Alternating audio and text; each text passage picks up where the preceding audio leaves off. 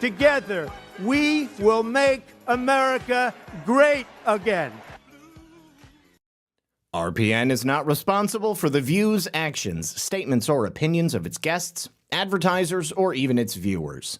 The information contained in this program is not to be confused with medical or legal advice. An appearance on this platform is not necessarily an endorsement, but as always, we encourage you to do your own research. Enjoy the show.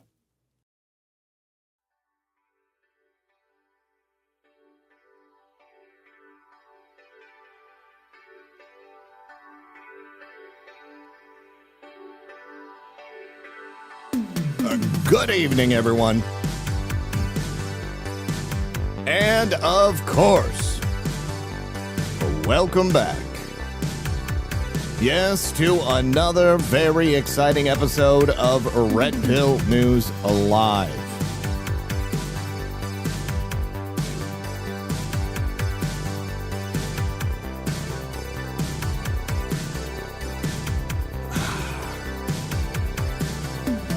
Well, Justice Samuel Alito made reference the other day to a situation which is now highly topical.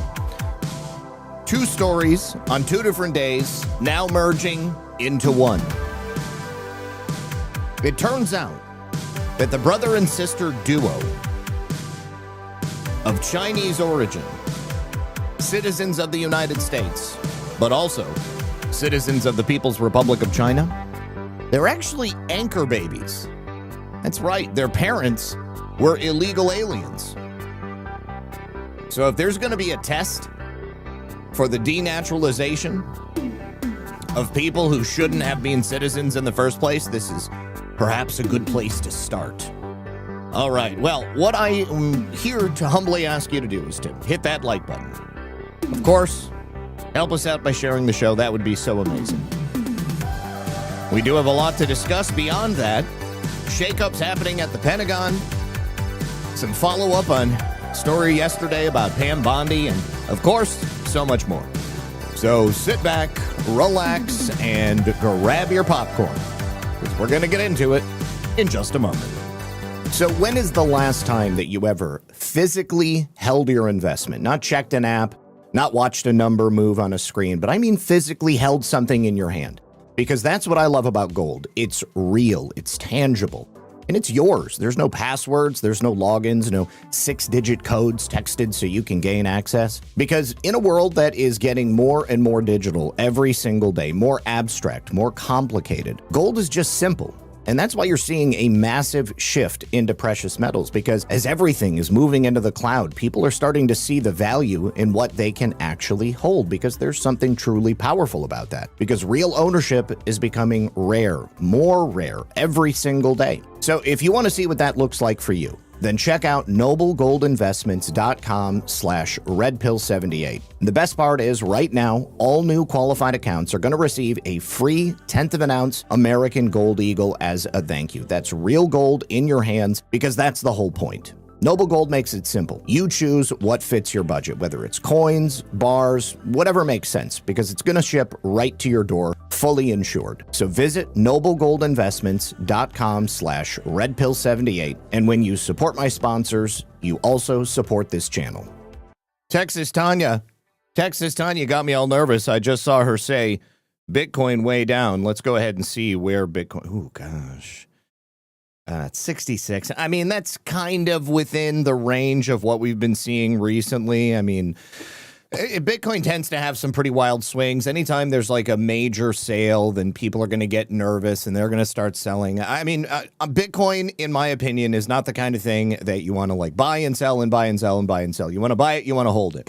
There's plenty of other crypto out there that you can sell, and you can probably make some good money on it. But you got to be quick on all of it, because as soon as it dips, most of them are not going to recover in the same way that Bitcoin does. All right, so we have a lot of things to discuss today. I want to begin, first of all, by telling you a little bit about President Trump's new budget bill that he just submitted to Congress. Now, he's apparently taking care of something that many people have been demanding happen for a long time, the privatization of the TSA. That would mean moving TSA from under the banner of the federal government. No longer will it be a part of the Department of Homeland Security, and it would also ensure that we wouldn't have the sort of crazy things happening that we have right now.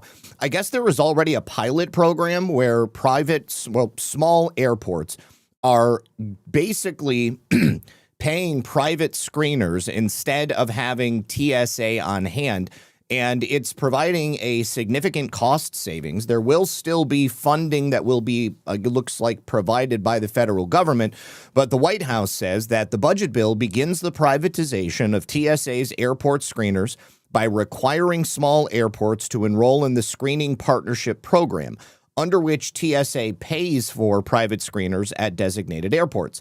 The airports that already use this program have demonstrated savings compared to federal screening operations, and the yield of this move would give cost savings compared to federal screening, and it would begin to reform a troubled federal agency. That is a direct quote from the White House, and it looks like from some language of the bill. So for everybody who's been upset about TSA, these, kind of glorified rent-a-cops people like to suggest they are. And yes, we probably got a lot of Somalis working in TSA at the Minneapolis-St. Paul airport.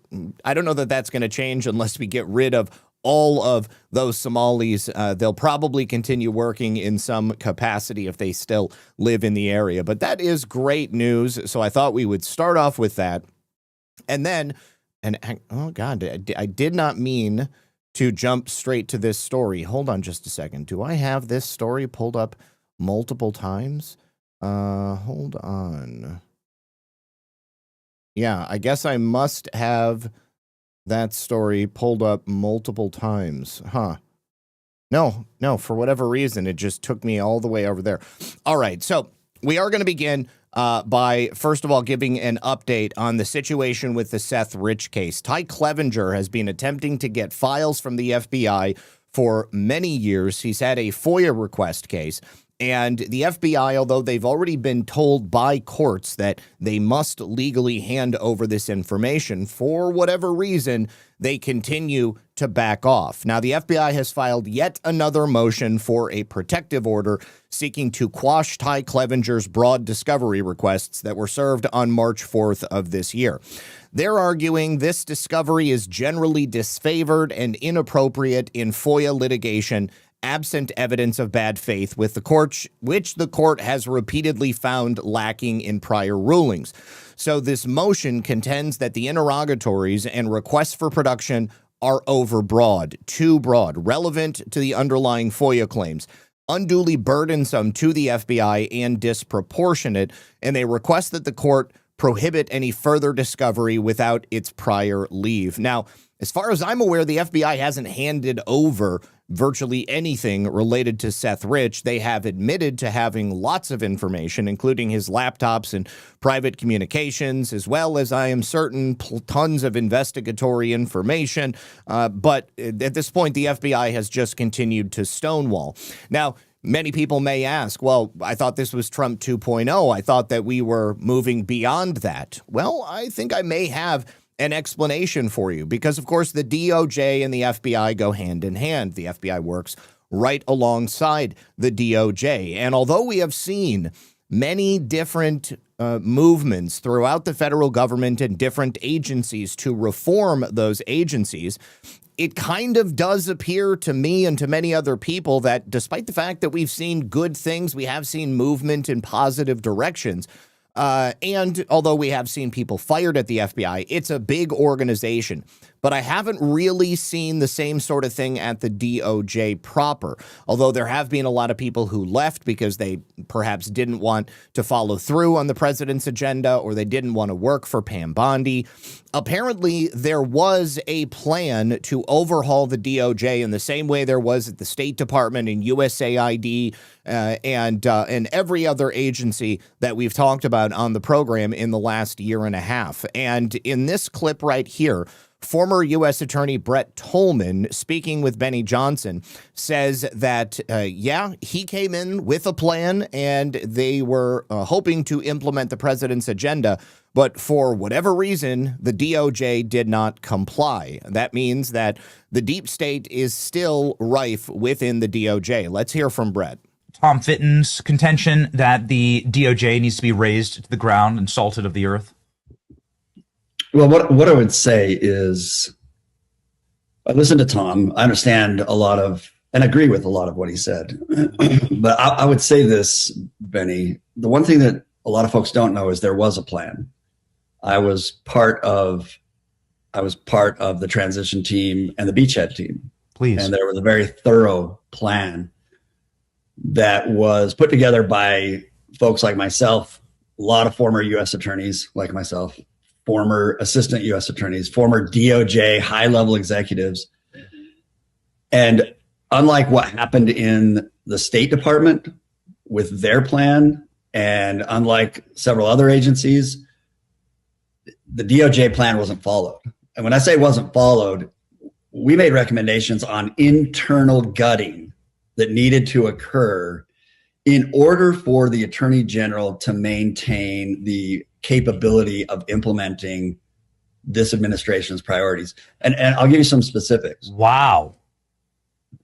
It has long been the view of many of us that know DOJ intimately that the DAG's office had been consuming power in Main justice for decades.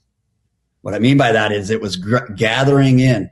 Anytime the AGs, the AG has a team and they delegate and they lead the various offices.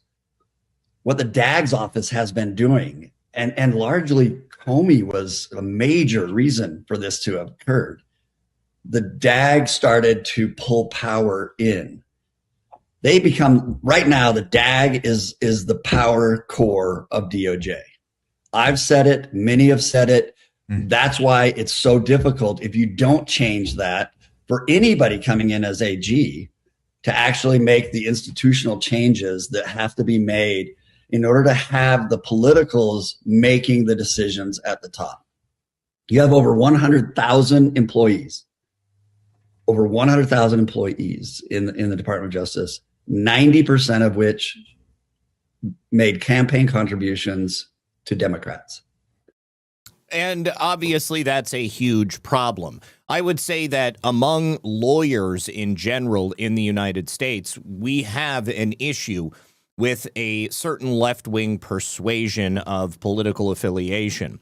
Now, the DAG, that would be the Deputy Attorney General. And the Deputy Attorney General in this instance is, of course, Todd Blanche.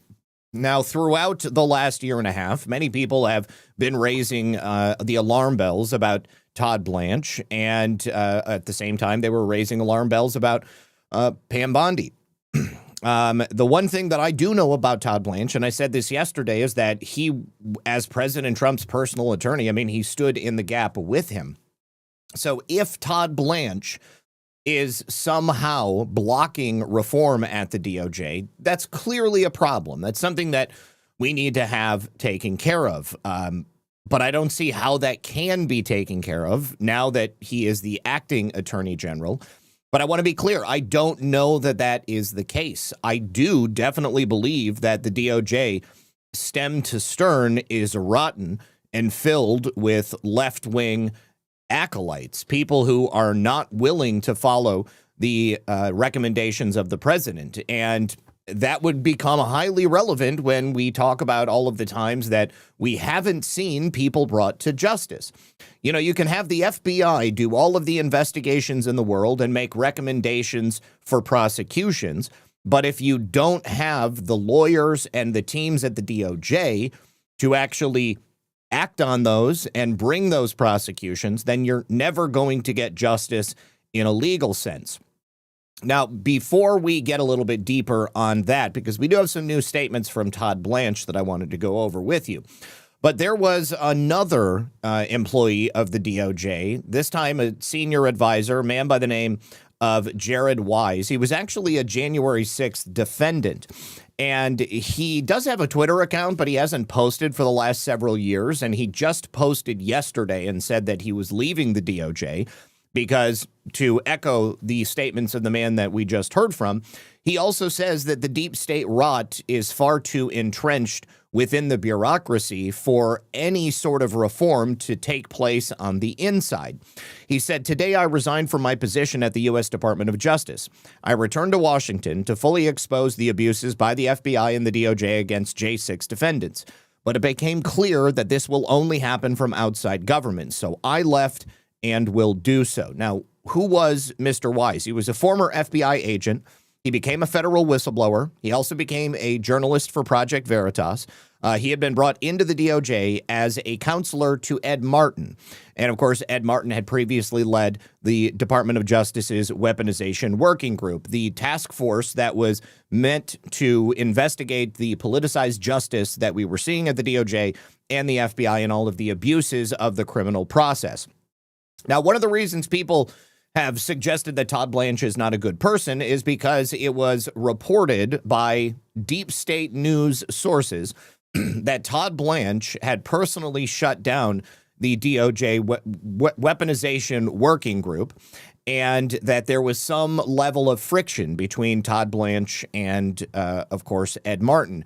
Now, shortly after that article was published, Ed Martin published a picture of him and Todd Blanche smiling and linked arm in arm. So I don't know that that is something that we can trust. In fact, I want to disagree with it. I suggest that the deep state hacks working for the New York Times and the Washington Post, etc., or the Wall Street Journal, they're reporting on things which are meant to drive a wedge between President Trump, his administration, and the people in his base. Because what would piss you off more than anything? I saw it in the chat. I saw people talking about it on Twitter. The idea that Todd Blanche would be directly going against the president and taking on this traitorous slant of operations there at the DOJ. But if that were the case, then President Trump could have very easily gotten rid of Todd Blanche. And it's not like President Trump and Ed Martin were not having conversations. I mean, Ed Martin has regular meetings with the president at the Department of Justice, at the White House. Now, it certainly could be that the title of the weaponization working group would have been something that the large number of deep state bureaucrats within the DOJ, they could have sought to harm the people working there. They could have sought to stymie any investigations that were going on. I have to be honest, it's entirely possible to me that perhaps the official closing of the weaponization working group could have been done as a sort of underhanded measure to hide the true work being done there, because Ed Martin hasn't left the Department of Justice. He and Todd Blanche and President Trump are all still thick as thieves, it would appear. But I know with certainty that there are a lot of people working in the DOJ and the FBI still that hate President Trump, hate the agenda, and hate the administration. So Wise was on the ground on January 6th. He was there as a journalist. He was just a patriot documenting events, as I and so many others were. And in the heat of the moment, as this violence erupted, body cam footage captured him allegedly referring to certain police officers as Nazi and Gestapo and yelling, "Kill them all," or "Kill them, kill them, kill them." And the FBI affidavit used that statement to charge him with 2 felonies and 4 misdemeanors. Now, the case against Wise was dismissed the day that President Trump became president, re-inaugurated in January of last year. He was pardoned right along with everybody else on January 6th, and at the same time that they freed everybody who was still in prison. But the Democrats were still attempting to find a reason to stop Mr. Wise from having anything to do with government after that. In a letter that was sent to Pam Bondi, Dick Durbin from Illinois, Sheldon Whitehouse from Rhode Island, Adam Schiff from California, they all sent a letter and demanded that Jared resign. "We strongly object to the Department of Justice's shameless hiring of Jared Weiss as a senior advisor. This is an individual who stormed the United States Capitol on January 6, 2021, and was accordingly charged with multiple felony offenses, including assaulting and aiding and abetting the assault of police while on Capitol grounds. The Trump administration's choices to double down on its politicization of the DOJ and elevate those who have actively attacked the rule of law, such as Mr. Wise, are a slap in the face to law enforcement everywhere. Now, the DOJ pushed back against them. A spokesperson said that Jared Wise is a valued member of the Justice Department, and we appreciate his contributions to our team. However, since that time and his resignation yesterday, I've heard nothing about him or the work that he was doing at the Justice Department. I don't know anything about it. Perhaps now that he's left, he will come forward and we'll get some more clarifications. But his resignation, I mean, falls lockstep with Pam Bondi leaving the Department of Justice, and then Todd Blanche being elevated. So I'm looking at this series of events and I'm thinking, well, if Pam Bondi was the problem, then Pam Bondi leaving is going to give an opening for people who want change at the DOJ to be able to come in. But I can tell you the people who were most excited and pleased about Pam Bondi leaving the Department of Justice were those 90% deep state players that were actually stymieing the efforts to reform the DOJ and to stop President Trump from implementing his agenda. Now, I can also tell you the White House has explicitly refuted the idea that Pam Bondi was fired over these so-called leaks to Eric Swalwell. But there is a little bit of information included in the announcement that came from the White House. Now, the source said that President Trump personally likes Pam Bondi, but he had grown dissatisfied with her performance, and he had been weighing her removal for some time. The actual quote is U.S. President Donald. Oh, excuse me. That's a title. Okay, where is the actual quote? Hold on. It is difficult to read this in reader view on Opera. Okay, so so annoying. Turn off ads. There we go. Okay. Oh my God, I don't want to allow ads in the New York Post. Stop.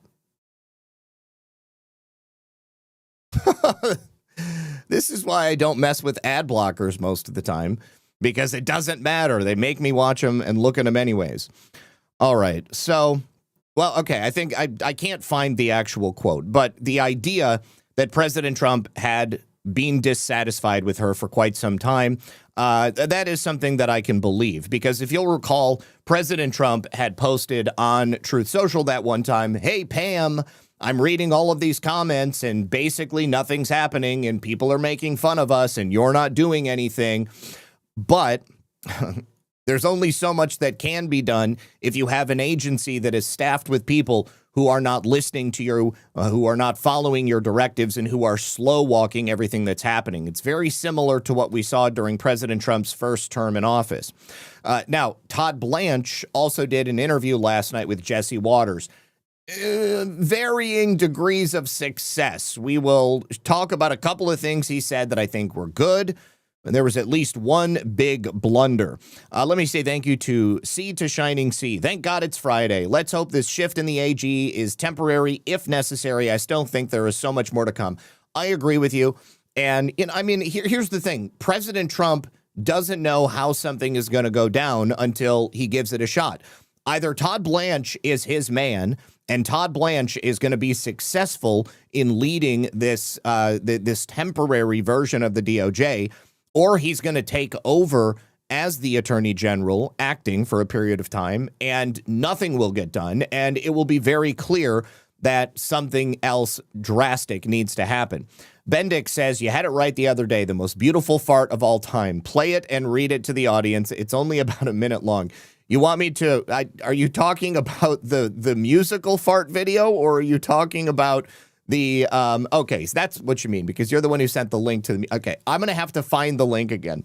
But let me wait till the end of the show, because actually I'll wait till I get to Eric Swalwell. All right, but last night, Todd Blanche appears on Jesse Waters, and he also refuted the narratives about Pam Bondi and the reason she was leaving. He also reinforced the idea that the DOJ is in fact working on the lawfare that we've seen. They are hard going against fraud. They are really focusing on foreign influence. And in this appearance, I think it's quite clear that Todd Blanche was trying to perhaps calm a bit of the storm that we see in America and President Trump's base. But as I showed yesterday, the majority of the media speculation surrounding Pam Bondi was not coming from friendly media institutions. It was coming from the same tired old deep state organizations. Politico, obviously, writing that article about Tulsi Gabbard because I think they're very afraid of In-Q-Tel being moved under the ODNI. The other organizations were British tabloids, The Guardian and the Daily Mail, publishing the rumors about Pam Bondi, Eric Swalwell, and more. Now, Todd was pressed by Jesse Waters about what actually happened and why Pam Bondi was fired. So let's go ahead and listen to that clip real quick, and then we'll, oh, you know what? It's going to be the entire clip. I don't want to go through the entire interview. All right.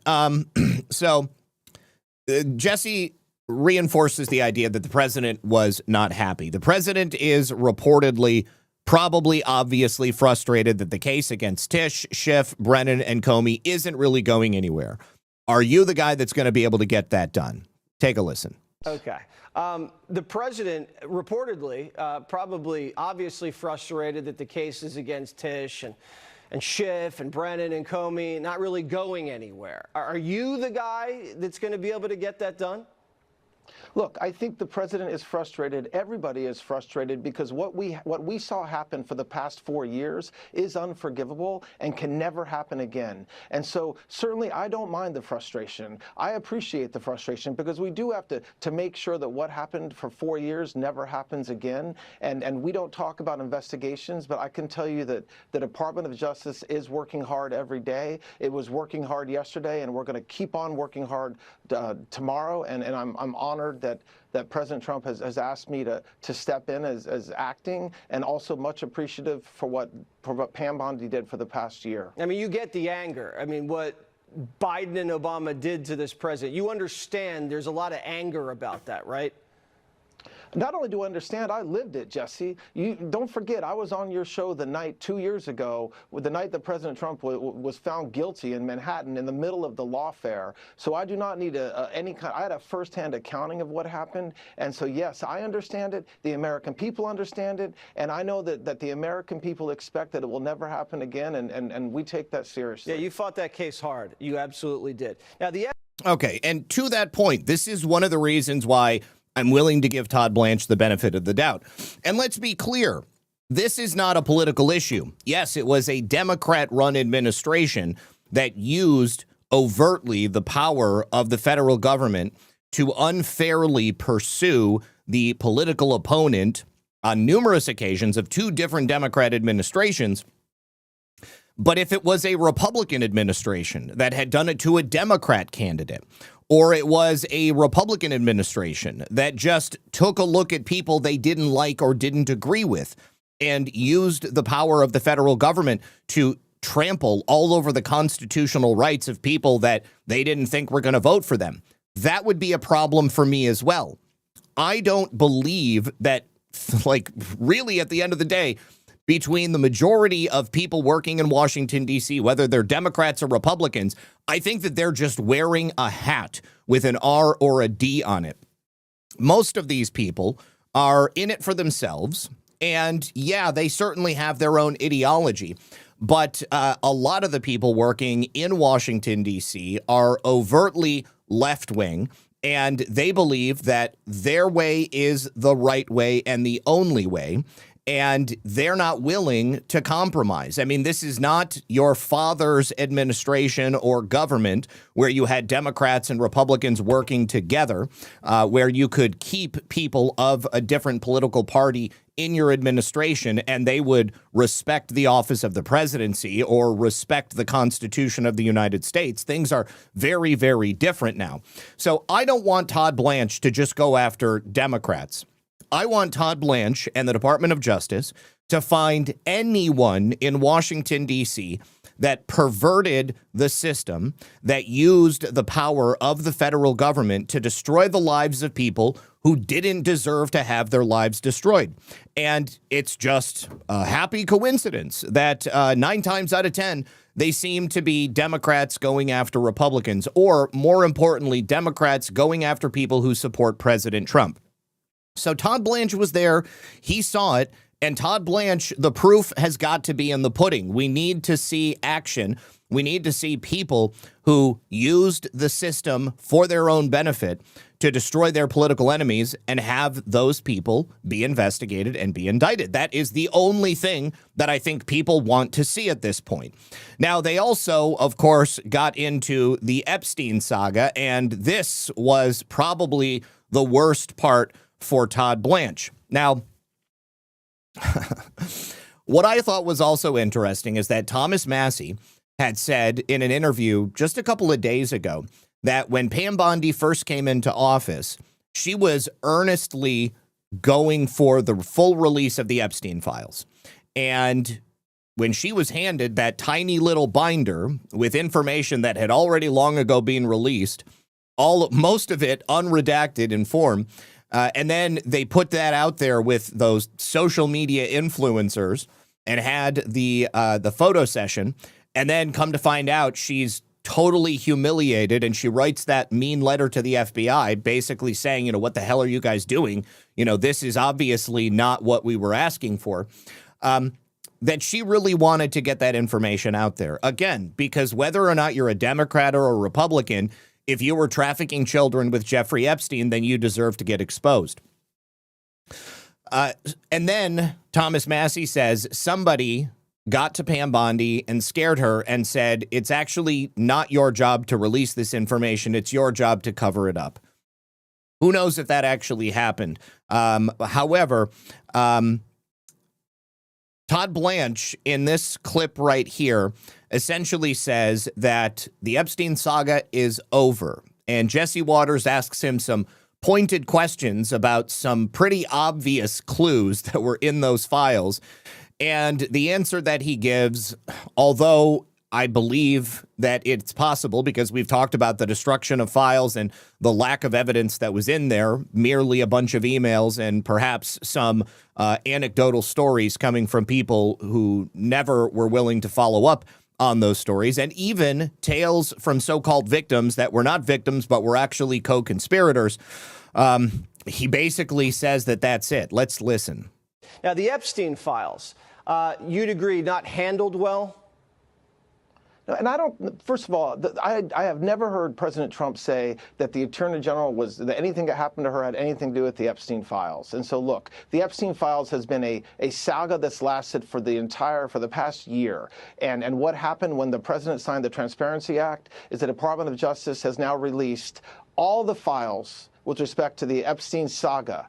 And the Attorney General Bondi and I appeared in front of Congress voluntarily a couple weeks ago to answer any questions they had. We have made every single congressman, senator available to come and see any document, redacted, unredacted, that they want. And so I think that to the extent that the Epstein files was a part of the past year of this Justice Department, it should not be a part of anything going forward. Well, that's difficult for a lot of us to hear. Because, of course, just my armchair detective nature looking through there, it sure seemed like there were a lot of different investigatory threads. And as far as I'm aware, they never did any follow through on the suspicious activity reports or the various transfers of money. I mean, there truly is a lot more that can happen.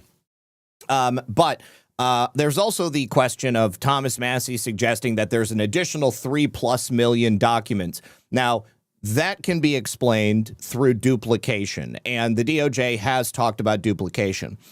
The other part that bothers me is that the last set of documents that Todd Blanche released when he gave that press conference is he said that they weren't going to be showing images or videos of murders or, CSAM and all that stuff, torture.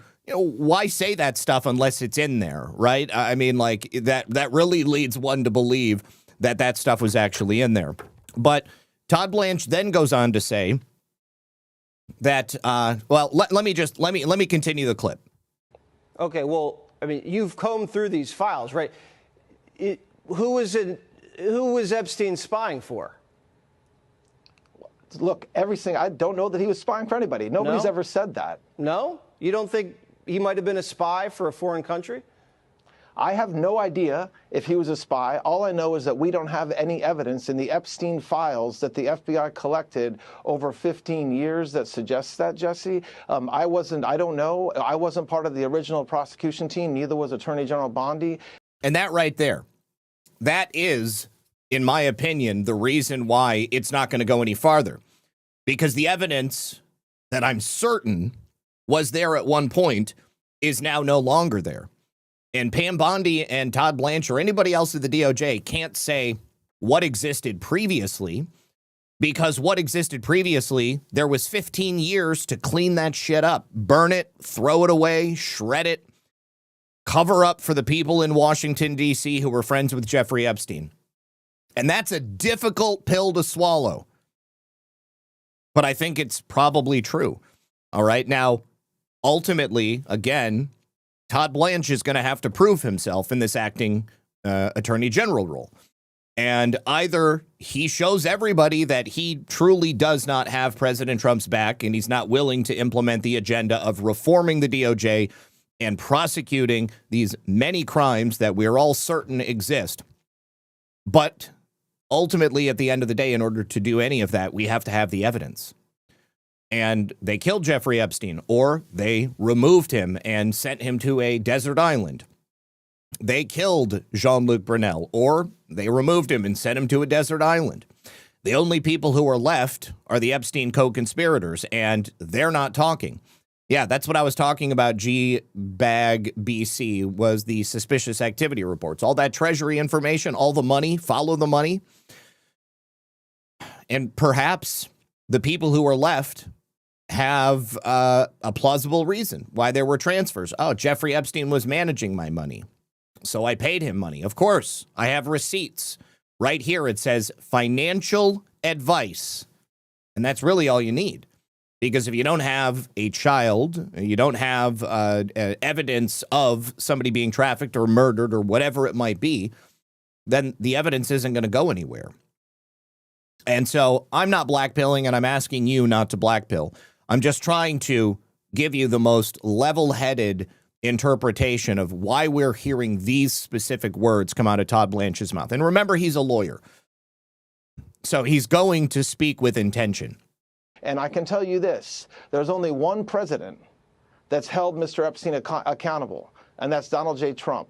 During his first administration, that was the administration that prosecuted him. And during this administration, it's the administration that's been totally transparent and released all the files. And no matter how much criticism people want to make about the Epstein files, that is indisputable. It's undisputable that nobody talked about the Epstein files for 4 years during Biden, 4 years.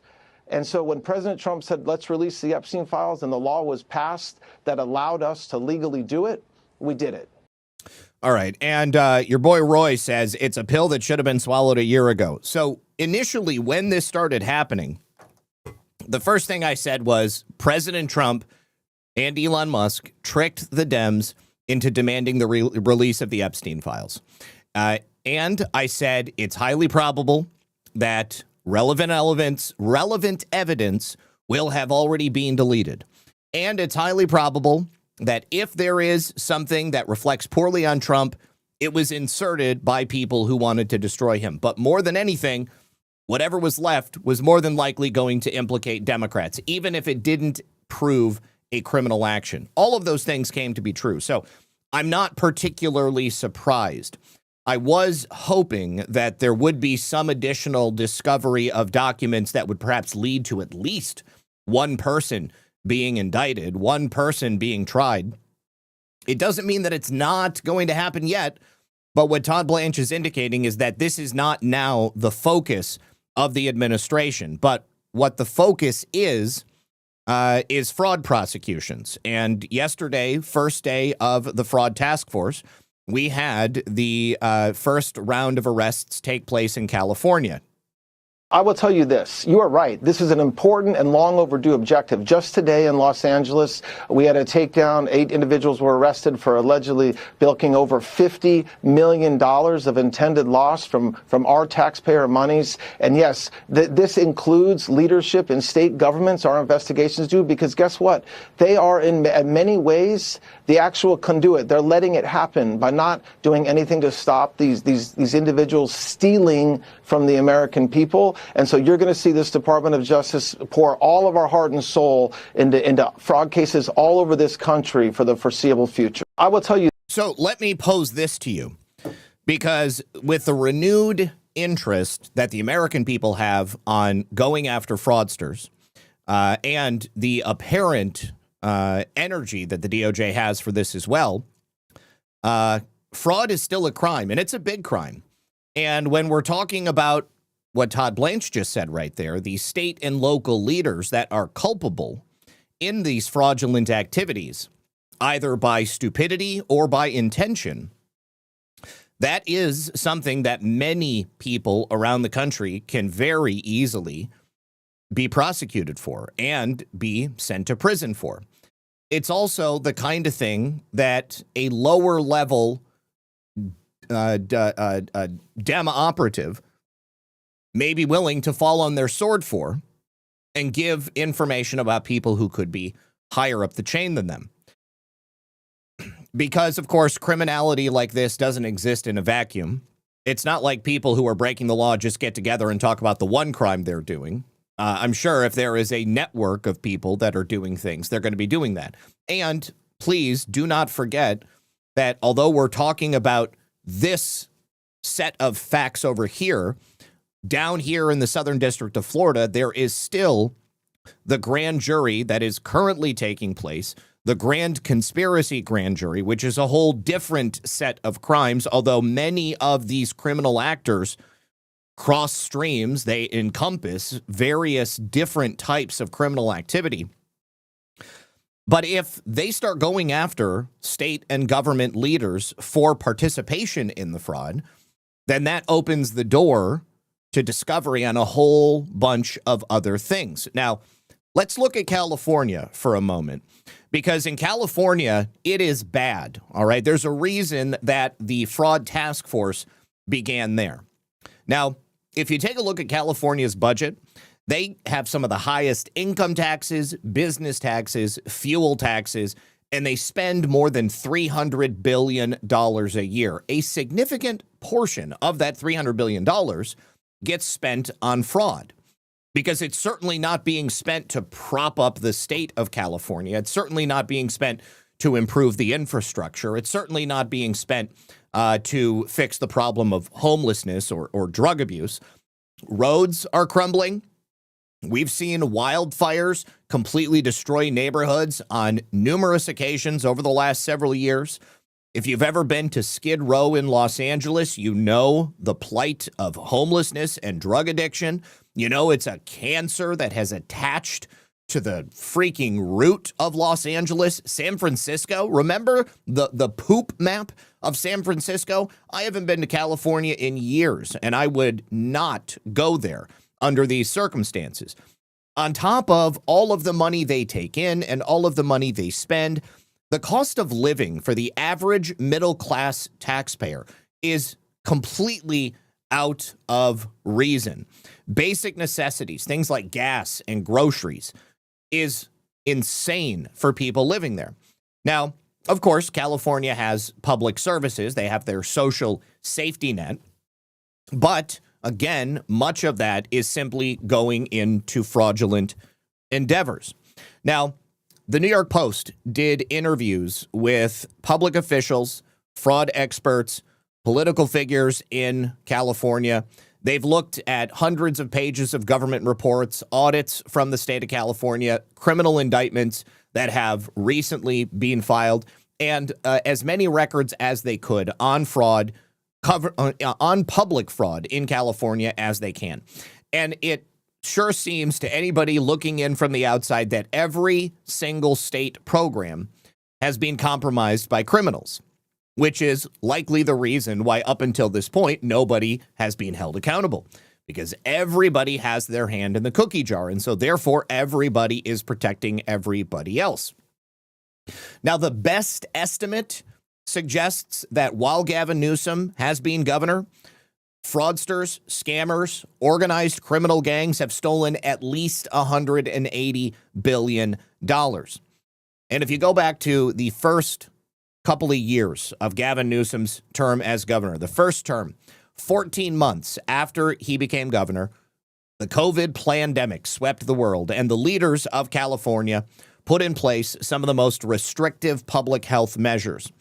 Gavin Newsom also dumped pallets of cash all around the state as quickly as possible, trying to keep the economy propped up because everybody had to stay indoors and they couldn't leave unless they were vaccinated and all of that stuff. One way that they used to inject money into California was through their unemployment insurance program. Their unemployment insurance is administered by the state's Employment Development Department, EDD. So they can process billions of dollars in payments monthly. But before the state turned on that cash machine to start giving that money out to citizens, experts were already saying, hey, hold on a sec. This system that we have set up here is ripe for fraud. We cannot just start pumping money into it. Now, here's an interesting fact. Take a look at, where is it? All right, I don't have the tweet, but at one point, California was paying out unemployment benefits to more people than there were adults in the state of California. That is how easy it was to defraud the California unemployment insurance program. We've reported on this many times. I mean, like, people in prisons in California were getting unemployment. Criminal gangs in other countries were collecting unemployment in California. Haywood Talcove, he's one of America's leading fraud specialists. He's also the CEO of LexisNexis Risk Solutions for Government. He said, I was begging federal officials not to let the money go out like that because it was going to be the biggest fraud in the history of our country. Obviously, I wasn't successful because people got that money. There's a lot of reasons, but California was particularly susceptible to the large-scale fraud that Talcove saw coming down the pike. They literally suspended all the rules of unemployment that they had in place previously. That made it possible for anyone to get the benefit, even if they weren't entitled to it. Very intentionally, they set this up so that money would immediately begin going into people's accounts. They knew exactly what they were doing. More than that, I think certain individuals were also aware that there was going to be a massive amount of fraud. And now it's catching up with them because it got so out of control. Once they turned the money spigot on, they couldn't turn it back off again. The scams began almost immediately. You had criminals all around the world siphoning cash off. In one particular instance, there was a Romanian-led fraud ring. They orchestrated a $5 million unemployment insurance fraud scheme. Many of the fraudsters would then wire those stolen frauds directly to Romania. In September of 2020, Fontrell Antonio Baines, he was a Memphis-based rapper known as Nuke Bizzle. He released a music video on YouTube titled EDD, the name of the program that administered all of this fraudulent cash. And in the song, Baines brags about ripping off California's unemployment program. Go to the bank with a stack of these, Baines rapped, holding up EDD envelopes. Another rapper is in the background saying, you gotta sell cocaine? I just filed a claim. All told, Baines obtained more than $700,000 in stolen funds using these preloaded EDD debit cards. He pled guilty to federal charges, and of course, they want that money back, but they're probably not going to get it.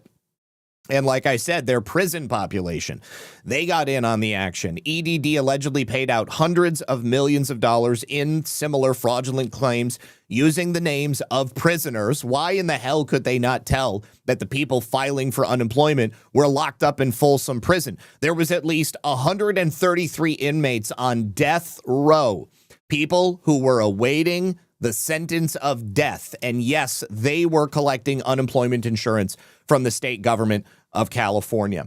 Now, EDD not only failed regularly to cross-reference their unemployment payouts with a very easy-to-obtain list of state prisoners, but they also had only 2 bureaucrats that were assigned to manually inspect reports of suspected fraud. I think it's quite clear that they didn't want anyone to be able to catch this fraud. They had too many people collecting the money, and they had too few people who were doing the checks and balances. Now, as we reported a couple of years ago, state officials eventually admitted that they had paid out approximately $20 billion in fraudulent claims, all told during the pandemic, and they made an estimated $55 billion in improper payments. Now, Talco claims those figures obviously don't even tell the whole story. In California, you had more people applying for unemployment insurance benefits than you had people over the age of 18. Now, Newsom, of course, had to admit what happened. He conceded that bad actors had taken advantage of the unemployment program, but he's also, of course, defended his own government's record. He's not going to say that he or his people did anything wrong. He said, well, as soon as we found out, we took swift action as this alleged prison scheme surfaced. Now, for EDD, on their webpage, they document their supposed anti-fraud efforts, but any suggestion that California has fraud under wraps is totally contradicted by the evidence on the ground. There is a nonpartisan state auditor who took a look at the level of fraud that was taking place in this system, and they found that EDD basically did nothing. Now, Newsom also, when he was elected, came to power vowing to pursue guaranteed health care for Californians. Now, what are we picking up on now? Billions of dollars in healthcare fraud, because under his leadership, the state extended their Medi-Cal coverage to illegal aliens. They also covered the sex change operation surgeries for Medi-Cal enrollees. And of course, they offered gender-affirming care surgeries to enrollees of all ages. No child is too young, no adult is too small to get their genitals cut off and have some implants put in. The total budget for Medi-Cal spending, that includes federal, state, and local contributions, has more than doubled during the time that Gavin Newsom came in as governor. It rose from $93.5 billion in the first year that he took office to $196.7 billion in the current annual budget. And during that same period, California's resident population declined by 2.2%. So fewer people live in California now than lived there then. 196.7, that is nearly 2/3 of the entirety of California's yearly state budget. I don't know how anybody watching this program, Democrat, Republican, independent, or otherwise, can look at these figures and tell me that California is a successful model that could ultimately be exported to the rest of the country. This is absolute madness. In-home supportive services, a Medi-Cal sub-program, has presented many more major fraud concerns. If we look at 2009, former Governor Arnold Schwarzenegger estimated that IHSS fraud could be as high as 25%. Now, the same year, a Sacramento grand jury report on the county's IHSS program claimed that IHSS fraud was reported to be rampant and out of control. Does that mean more than 25%? Probably. Even despite all of those worries, Gavin Newsom has continued to increase funding for IHSS. In recent estimates, taxpayers are funding nearly 800,000 IHSS providers.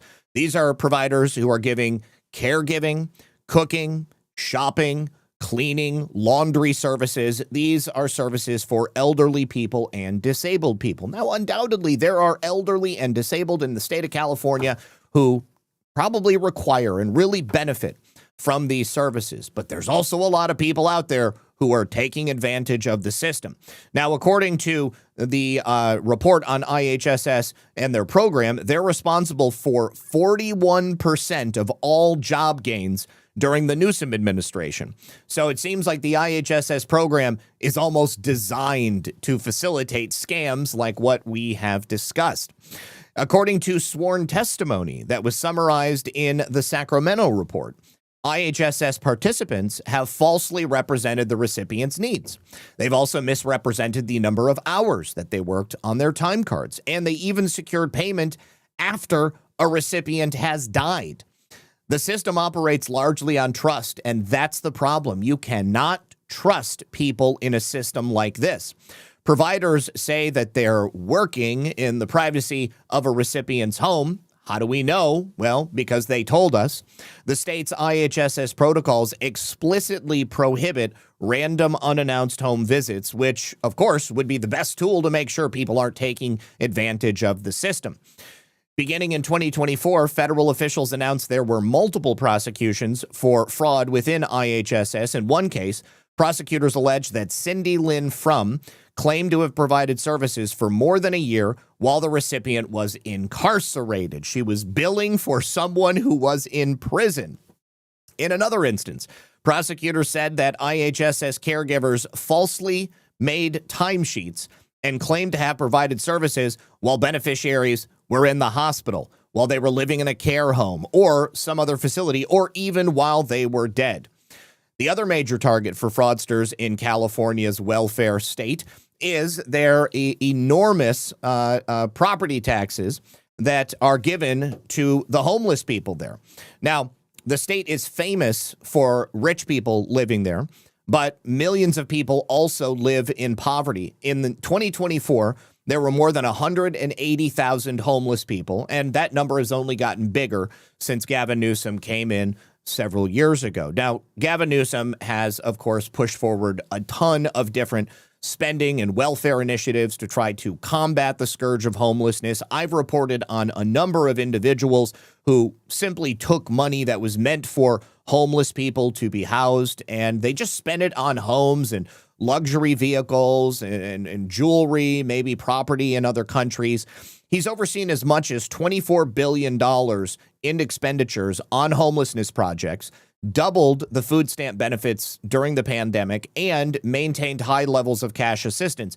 And of course, just like unemployment insurance, just like Medi-Cal, these welfare programs were very easy targets for fraudsters. In the homelessness spending, for example, there was a massive transfer of funds into a complicated web of NGOs, nonprofits, and other contractors that were working with them. And just like the other programs we've talked about, there was very little oversight. And as a result, fraud followed. Cody Holmes was the chief financial officer of Shangri-La Industries. That's a Los Angeles-based affordable housing developer. His company reportedly received nearly $26 million from the state of California to develop properties under a program that would be aimed to house the homeless. Basically, they would take motels and hotels, they would purchase them, they would renovate them, and they would place homeless people in them.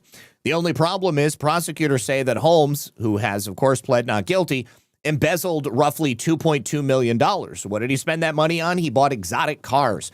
He paid for his rent at his 6,500 square foot mansion in the Hollywood Hills.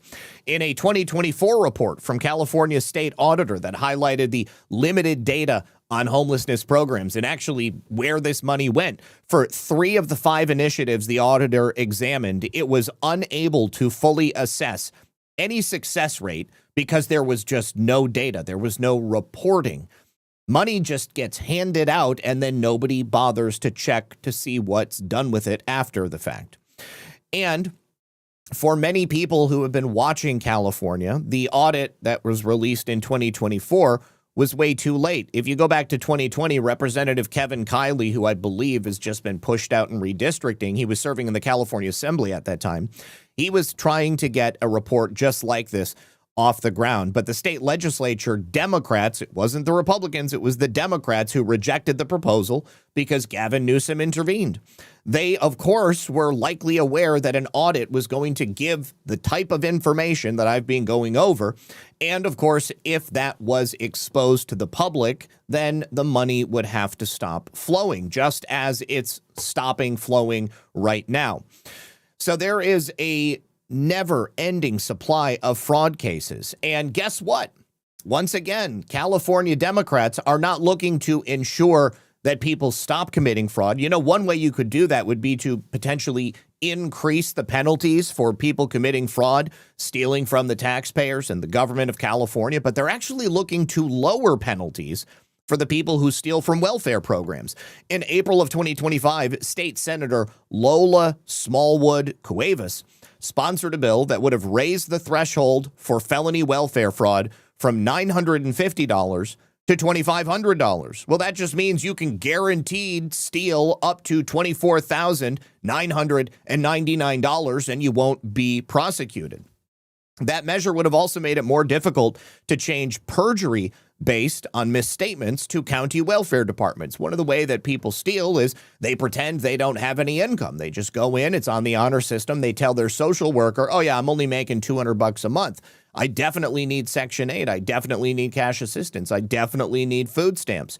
And then their baby mama or their baby daddy, he's going to go in and apply at the same time, use his mom's address, and then boom, there you go. You got a whole household full of cash assistance coming in from the state government of California.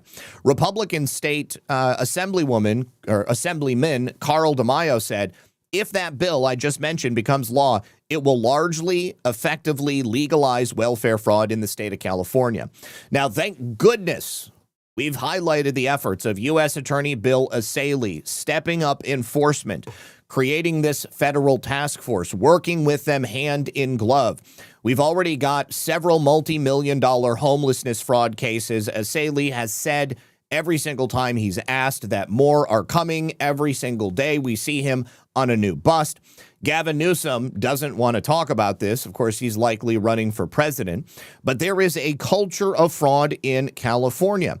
And you can also look to Gavin Newsom's own staff. Between December of 2024 and 2022, Chief of Staff for Gavin Newsom, Dana Williamson, she was running her own fraud scheme. She was charged back in November of 2025. We reported on that at the time as well. She allegedly siphoned campaign and COVID relief funds into her and her associates' pockets. There were two other well-connected aides in state politics that were also charged, and they all struck plea deals that reportedly confirmed the scheme's existence. Williamson is the only one who hasn't pled guilty. She's pleading not guilty. She's going to trial, but she's already got two people who have turned over on her. Now, Gavin Newsom's office said that they were made aware of the investigation into Williamson in late 2024. They immediately placed her on leave. When she officially left the governor's office a month later, Newsom's send-off message applauded her insight, tenacity, and big heart. He forgot the big wallet and the sticky fingers.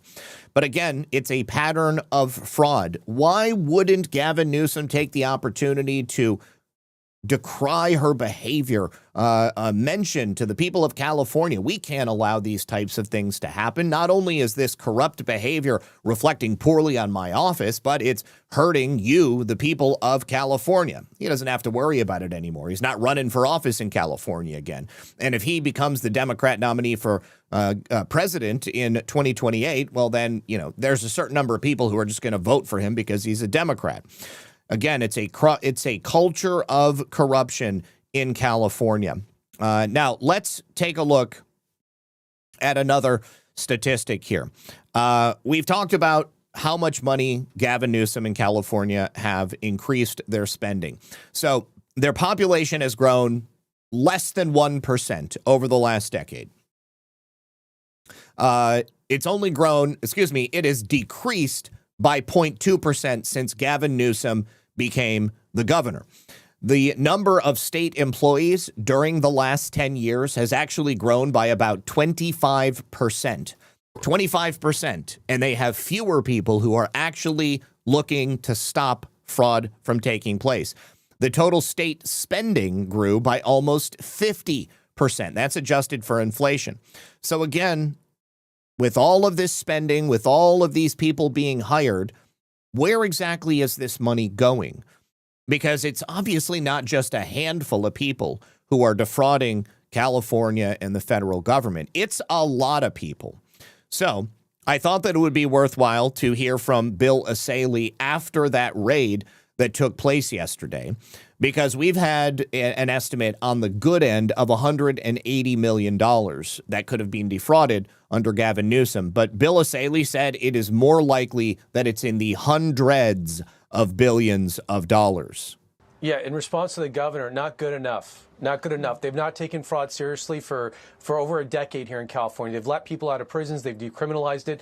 I call him the fraud king for a reason. He has reigned over billions and billions of dollars of fraud, whether we're investigating homeless fraud, EDD fraud, and now hospice fraud. It's going to be into the hundreds of billions of dollars under his watch. Remember, none of this fraud could happen unless California issued these licenses. California is responsible for administering hospice programs, licensing these doctors, and they are supposed to have passed regulations by January 1st of this year that were called by the auditor in California. Said California does not have sufficient regulations to crack down on fraud. He's refusing to implement those regulations because he doesn't want to own the problem. We're going to do our job. You're going to see a lot more fraud. We're going to work hand in hand with this task force, and I think it's going to be in the hundreds of billions eventually. Wow, $50 million and just... Yeah. All right. So $50 million is what they discovered and indicted and arrested people for yesterday. Under Gavin Newsom, it's not just the money that's a problem. Everything is a problem now. California is now #1 in the United States for homelessness. It's been exactly 7 years, 2 months, and 26 days since Gavin Newsom became governor of California. That's how long it's taken for California to get to #1, #2, or #3 on all of these different metrics. #1, there are 771,500 people that are considered homeless as of 2024 in the United States, and over 187,000 of them, roughly 25%, are in California. 2 in 3 unsheltered people, accounting for nearly half of this country's unsheltered population, live in California. More than 1 in every 3 in the United States experiencing homelessness as an individual is found in California, and the state accounted for half of all individuals counted in unsheltered locations. Over a longer period from 2007 to 2023, the largest absolute increase in homelessness occurred in California with 44,964 more people, which is a rise of 41%. Now, Gavin Newsom would say that they're working on homelessness. They are slowing the growth rate of homelessness. There's a slight basis for that, but that might be because they've got people leaving the state or they are creatively counting this. But homelessness has increased in 2024 by over 18%. California limited its overall increase to just 3%. So no matter how you slice it, the state remains by far the national leader in total numbers. And although the number of homeless people in California is growing at a slower rate, it does continue to grow, and they continue to remain the worst in the nation. And of course, we had that state auditor that we were talking about just a moment ago, who found that California consistently fails to track the spending and any relevant outcomes that might arise from the more than 30 homelessness programs that they have been shelling money out to all of these years. They have no idea how good or bad these things are doing, but I think just by looking at the numbers, it's obvious they're not doing well. Thank you to Buck Wayne, who says, usually I'm humorous. Today, prayers are needed. My stepson, Phil, is in the ICU. I know that I appreciate all the RP78 family. May God bless you and those you love. Buck, I hope he's okay. If you want to tell us exactly what's going on, by all means do so. But yes, if I could ask everybody to please just pray for Phil, and pray that God heals him, brings him home to Buck and his family before too long, and that this is merely a temporary bump in the road, allowing him to rest and get the healing and the treatment that he needs. I hope that everything's going to be okay, buddy. We definitely will be praying for him. All right. Now, what else is Governor Gavin Newsom in California #1 in poverty? California's poverty rate is at 17.7%. That's the highest in the nation. I think most of these numbers are from 2024. However, that is tied with Louisiana with no tangible improvement since 2023. About 7 million state residents in the state of California lack the resources to meet their basic needs. This is a result of information from the Census Bureau's supplemental poverty measure, which adjusts for cost of living, and housing is included in that as well. Now, like I said earlier, there's a lot of rich people in California, staggering wealth in California. They've got major agricultural businesses, influential global tech companies. They've got an economy that's larger than a lot of nations around the world. So it's crazy to think that 7 million Californians live in poverty. That's roughly equivalent to the combined populations of Los Angeles, San Diego, San Jose, and San Francisco. Child poverty more than doubled since 2021, despite all of the money that they've pumped into the system through these entitlement programs. It rose from 7.5% to 18.6% in 2024. Now, they are also... Okay, of course, this is not working, so let me jump down here. They're also number one in illegal immigrant population and also number one in benefits that are paid to illegal immigrants. California leads the nation, approximately 2.3 million illegal aliens that we know of. And they've built the most expansive benefit system for them than any other state in America. They offer driver's licenses, college scholarships, low-income tax credits, pandemic cash benefits, full Medi-Cal health coverage. By 2024, all illegals meeting income requirements were automatically enrolled in Medi-Cal. That alone cost $8.5 billion annually, which is $2.7 billion more than they predicted it was going to cost in the first place. So the total annual cost of benefits and services to the illegal alien population, estimated at $3.2 million when U.S.-born dependents are included, that runs approximately $22.8 billion a year. That's a figure that nearly mirrors the state's projected budget deficit. So if they stopped paying benefits to illegal aliens, they would have no budget deficit. They wouldn't even have to stop all the other fraud. And guess what? They're number one in budget deficits. California's fiscal deterioration under Gavin Newsom is so severe. In January of 2024, it was projected at $38 billion for the fiscal year of 2024 and 2025, while the nonpartisan Legislative Analyst's Office predicted a much higher $68 billion.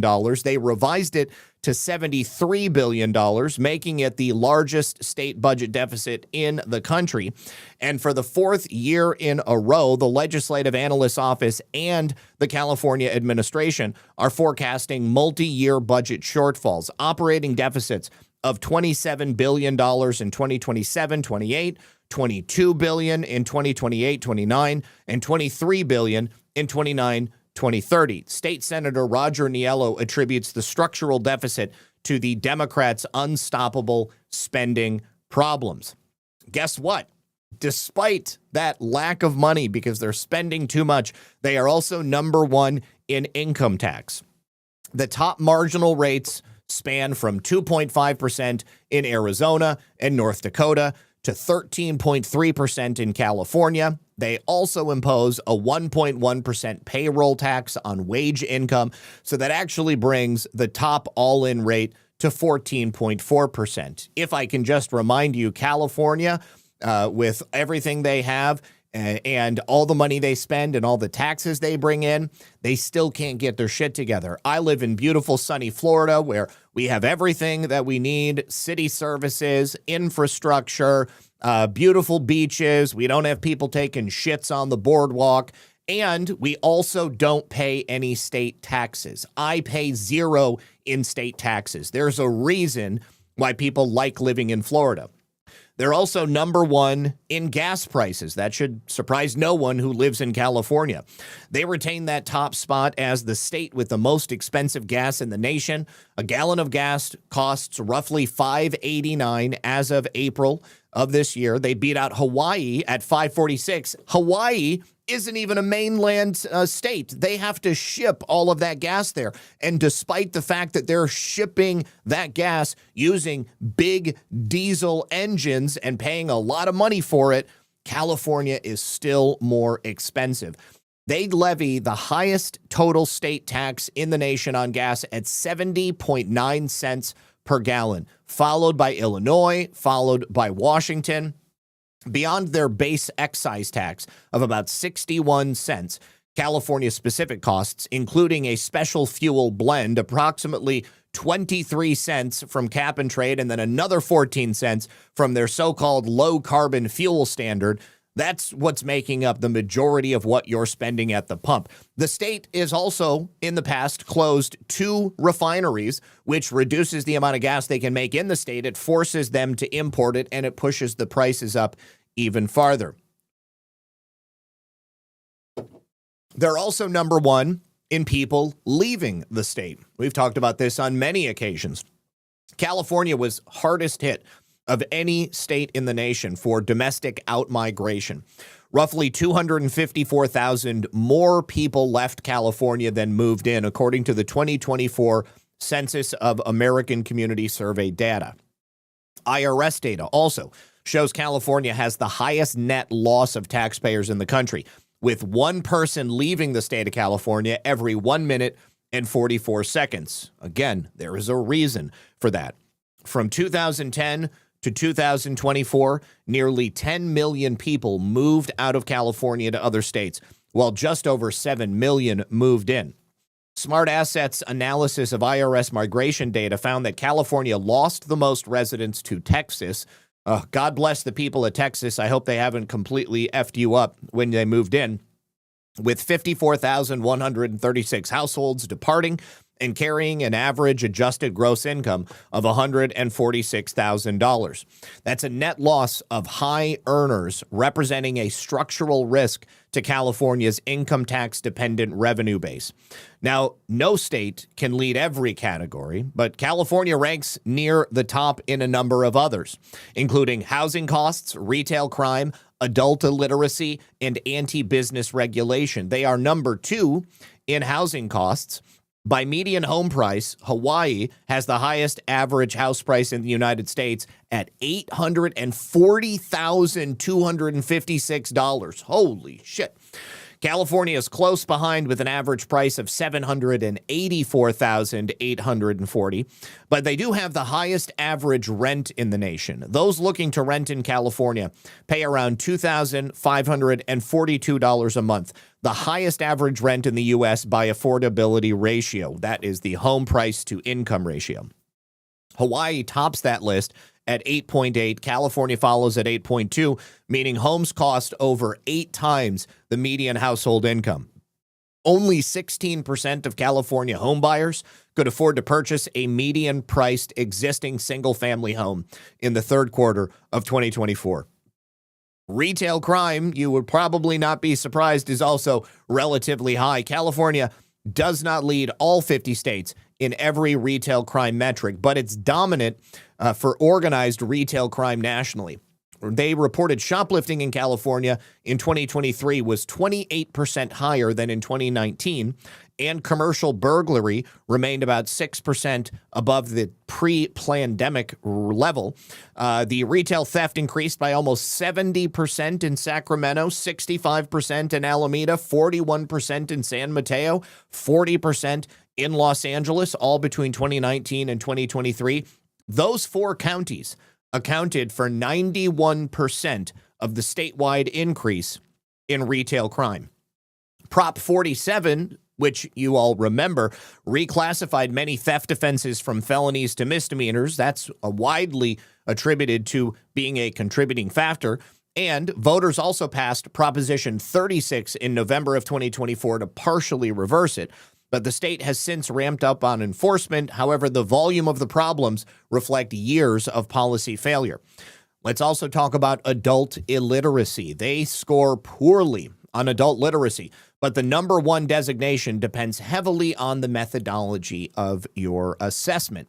The state consistently ranks near the bottom on the National Assessment of Adult Literacy and on K-12 reading proficiency scores. As on the most recent NAEP data, California's 4th grade reading scores remain below the national average, and their adult functional literacy rates are dragged down by a large number of non-English speaking population. This is a legitimate concern, but calling it number 1 in illiteracy overstates the precision of available rankings. But their schools are definitely failing, so that may have something to do with it. Their education rankings look very different depending on whether researchers control for demographic factors or measure the entire student population as a whole. When the population is measured, which is the relevant standard for evaluating a state's governance outcomes, California consistently ranks very poorly. On the National Assessment of Education Progress, often called the nation's report card, California fourth graders rank in the bottom 10 states in both reading and math. Eighth grade scores follow a similar pattern. They're not adjusted for demographics. They just reflect what California's school system is actually producing across their entire student population, which is the only measure that matters for policy accountability purposes. Their own data is also very bad. It shows that fewer than half of California students meet grade level standards in English language arts, and fewer than 1 in 3 meet standards in mathematics. In many urban districts, Los Angeles, Oakland, Fresno, San Bernardino, the numbers are a lot worse. Also, they are not very friendly to business, and they have a lot of restrictions on workers.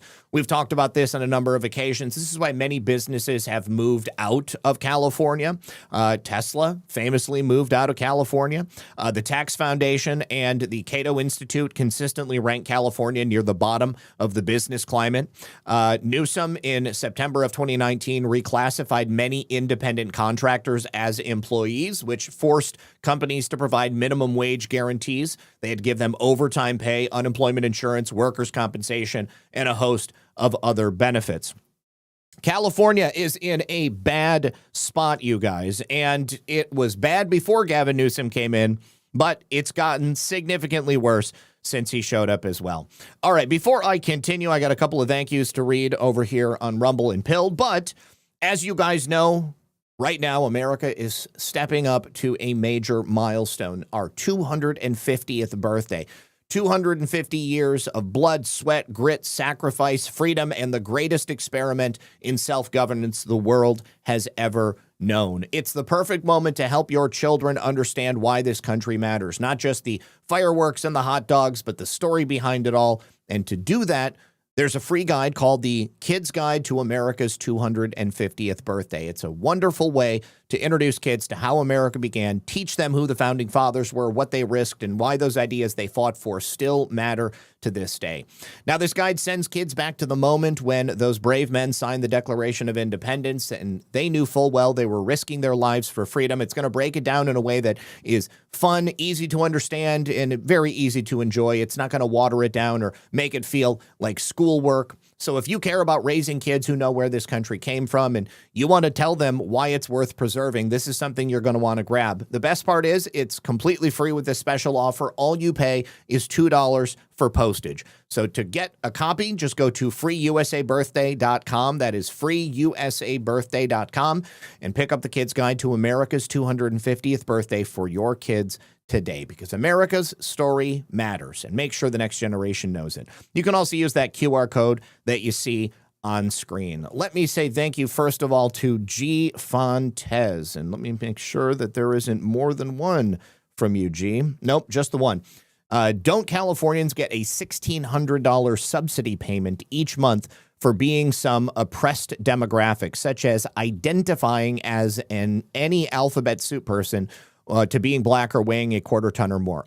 If that's the case, I've never heard that. I would imagine that perhaps they did a pilot program on something like that. That actually kind of sounds familiar, like there were certain jurisdictions who wanted to do something like that. I mean, if you can just say, I'm black, give me money, that's reparations, basically. So, yeah, so I don't know about that, but that's insane if they do that.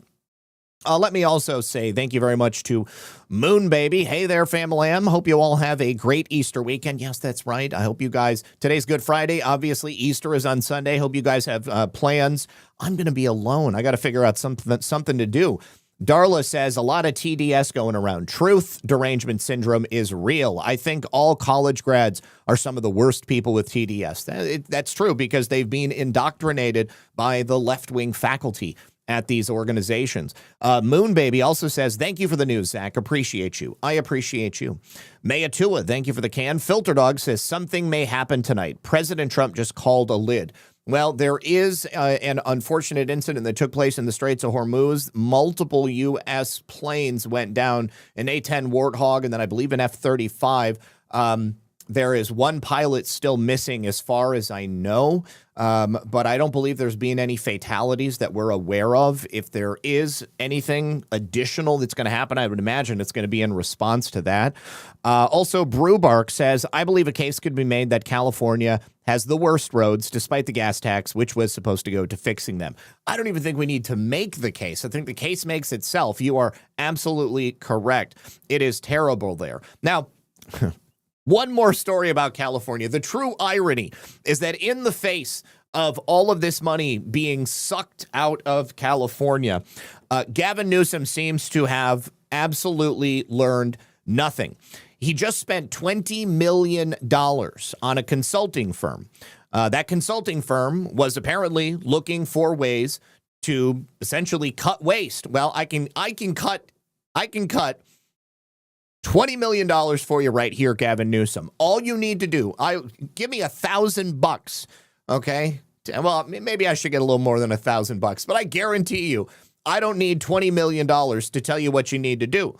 You've got 25% more employees that you did 10 years ago. Transition those people into a oversight position within these various agencies that are handing out all of this money. And you could very simply have them, you could even have them use AI to link up these people's names with known criminal actions. I mean, there are just so many easy things to do.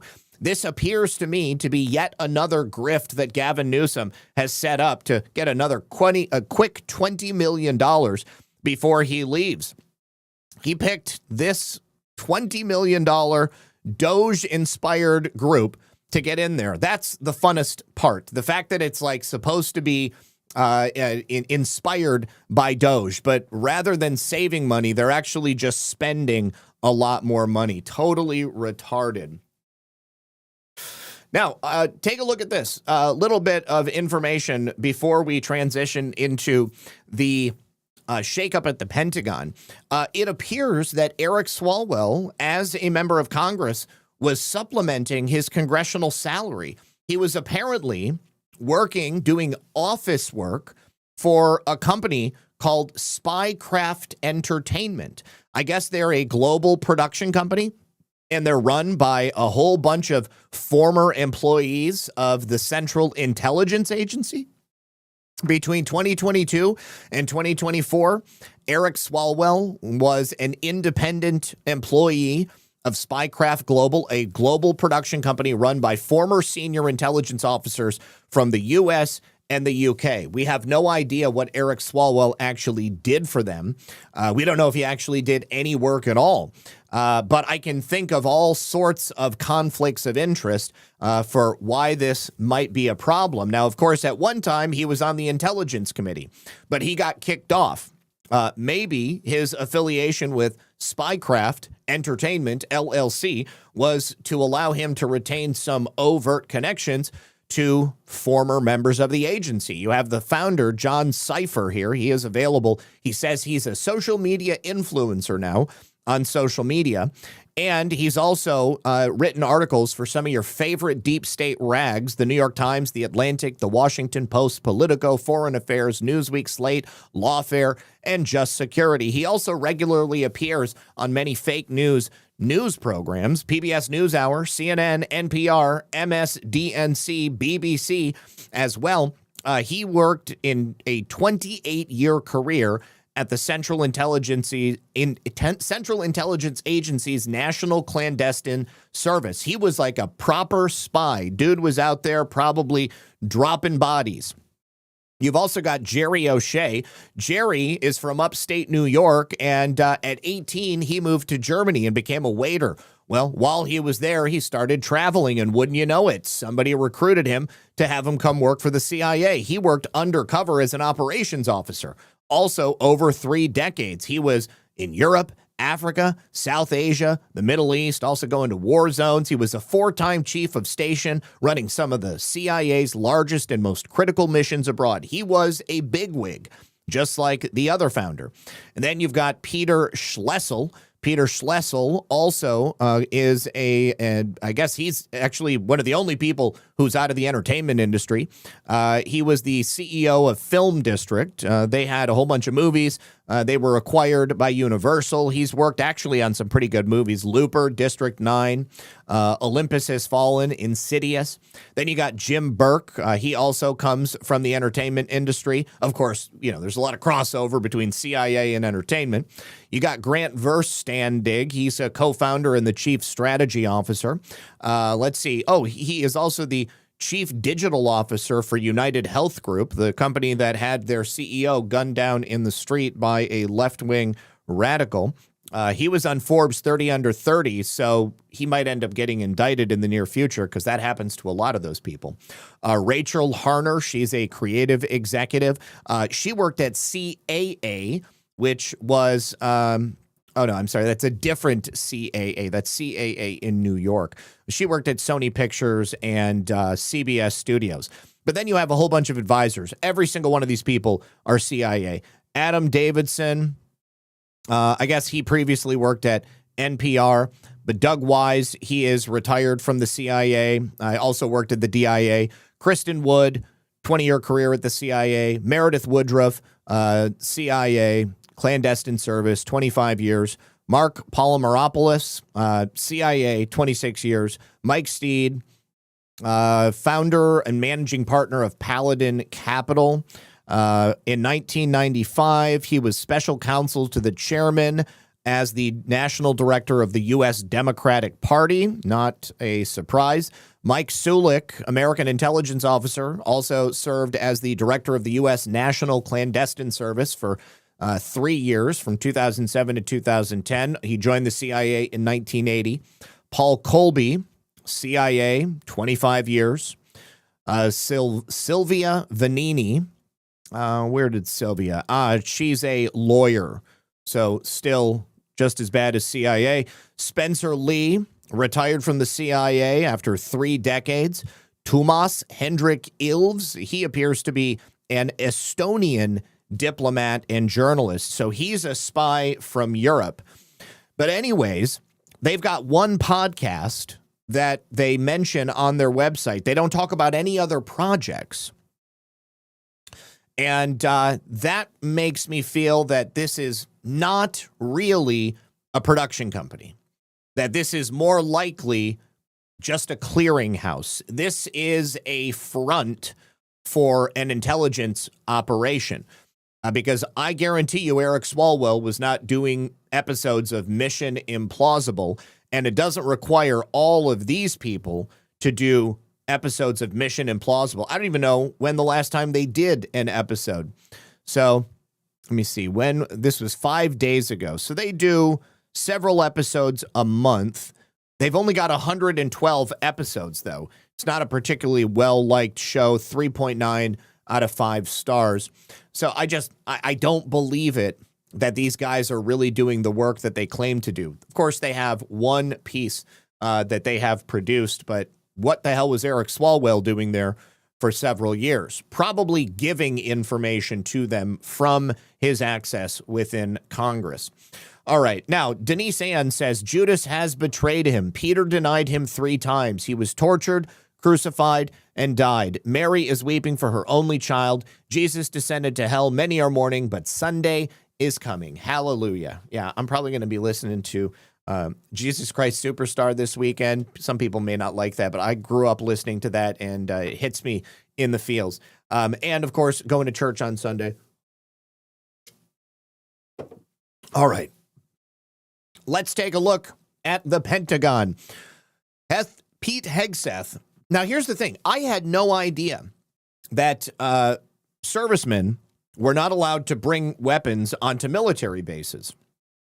But, I guess it never came up. I mean, there's been a number of situations where crazy people went onto military bases. They were probably, soldiers that went nuts because they had been dealing with a CIA-connected psychiatrist or whatever, and they committed mass shootings. They generally, they get shot and they get taken out. I always just figured everybody had guns on military bases. Apparently not. If you served in the military and you live on base, you don't have a Second Amendment. Well, now you do. And Pete Hegseth is restoring that ability for people serving on base to be able to protect themselves. So let's hear from the Secretary of War. Our great republic was founded on a simple yet bold idea. Our rights as citizens are not granted to us by government, but instead by God. 250 years ago, the Revolutionary War was fought to secure our God-given rights. The Second Amendment to our Constitution enshrines the right of all citizens to carry weapons to protect themselves, their families, and their fellow countrymen. Oh, I see somebody says Obama did that. Tomcat says Obama took that away. Well, it probably had something to do with the Obama administration seeking to excise true patriots from the military and from the administration. If you'll remember, I know we've talked about it on my show, but I just mentioned it the other day on Baseless Conspiracies. There was a litmus test that the Obama administration started giving to soldiers, enlisted, and officers, asking if they were demanded to fire on American citizens, would they? If they said no, they would basically be discharged. And they only kept people around who had no problem killing Americans. So they probably couldn't kick everybody out, rank and file people. They just took all their guns to make sure that there would be nobody to fight back if they were told to go do something like that. The War Department's uniformed service members are trained at the highest and unwavering standards. These warfighters, entrusted with the safety of our nation, are no less entitled to exercise their God-given right to keep and bear arms than any other American. Our warfighters defend the right of others to carry. They should be able to carry themselves. Recent events like what happened at Fort Stewart, Holloman Air Force Base, or Pensacola Naval Air Station. Well, Freya, people get drunk out here in the real world. People get drunk all over the place. I mean, I feel that the right to bear arms, it shall not be infringed. And that doesn't matter to me if you're on a military base or you're just like some yokel out here on the outside like me. So everybody should have the same rights and responsibilities. If you own a gun and you're getting drunk, probably should not be handling that gun. And so I don't think that drunk kids on base would be more predisposed to do something stupid with their gun any more than a drunk kid out here on the outside. But I mean, it's about responsibility. And if somebody screws up, they screw up, and that's going to be a tough lesson. Have made clear that some threats are closer to home than we would like. In these instances, minutes are a lifetime, and our service members have the courage and training to make those precious short minutes count. Before today, it was virtually impossible. Most people probably don't know this. It was virtually impossible for War Department personnel to get permission to carry and store their own personal weapons aligned with the state laws where we operate our installations.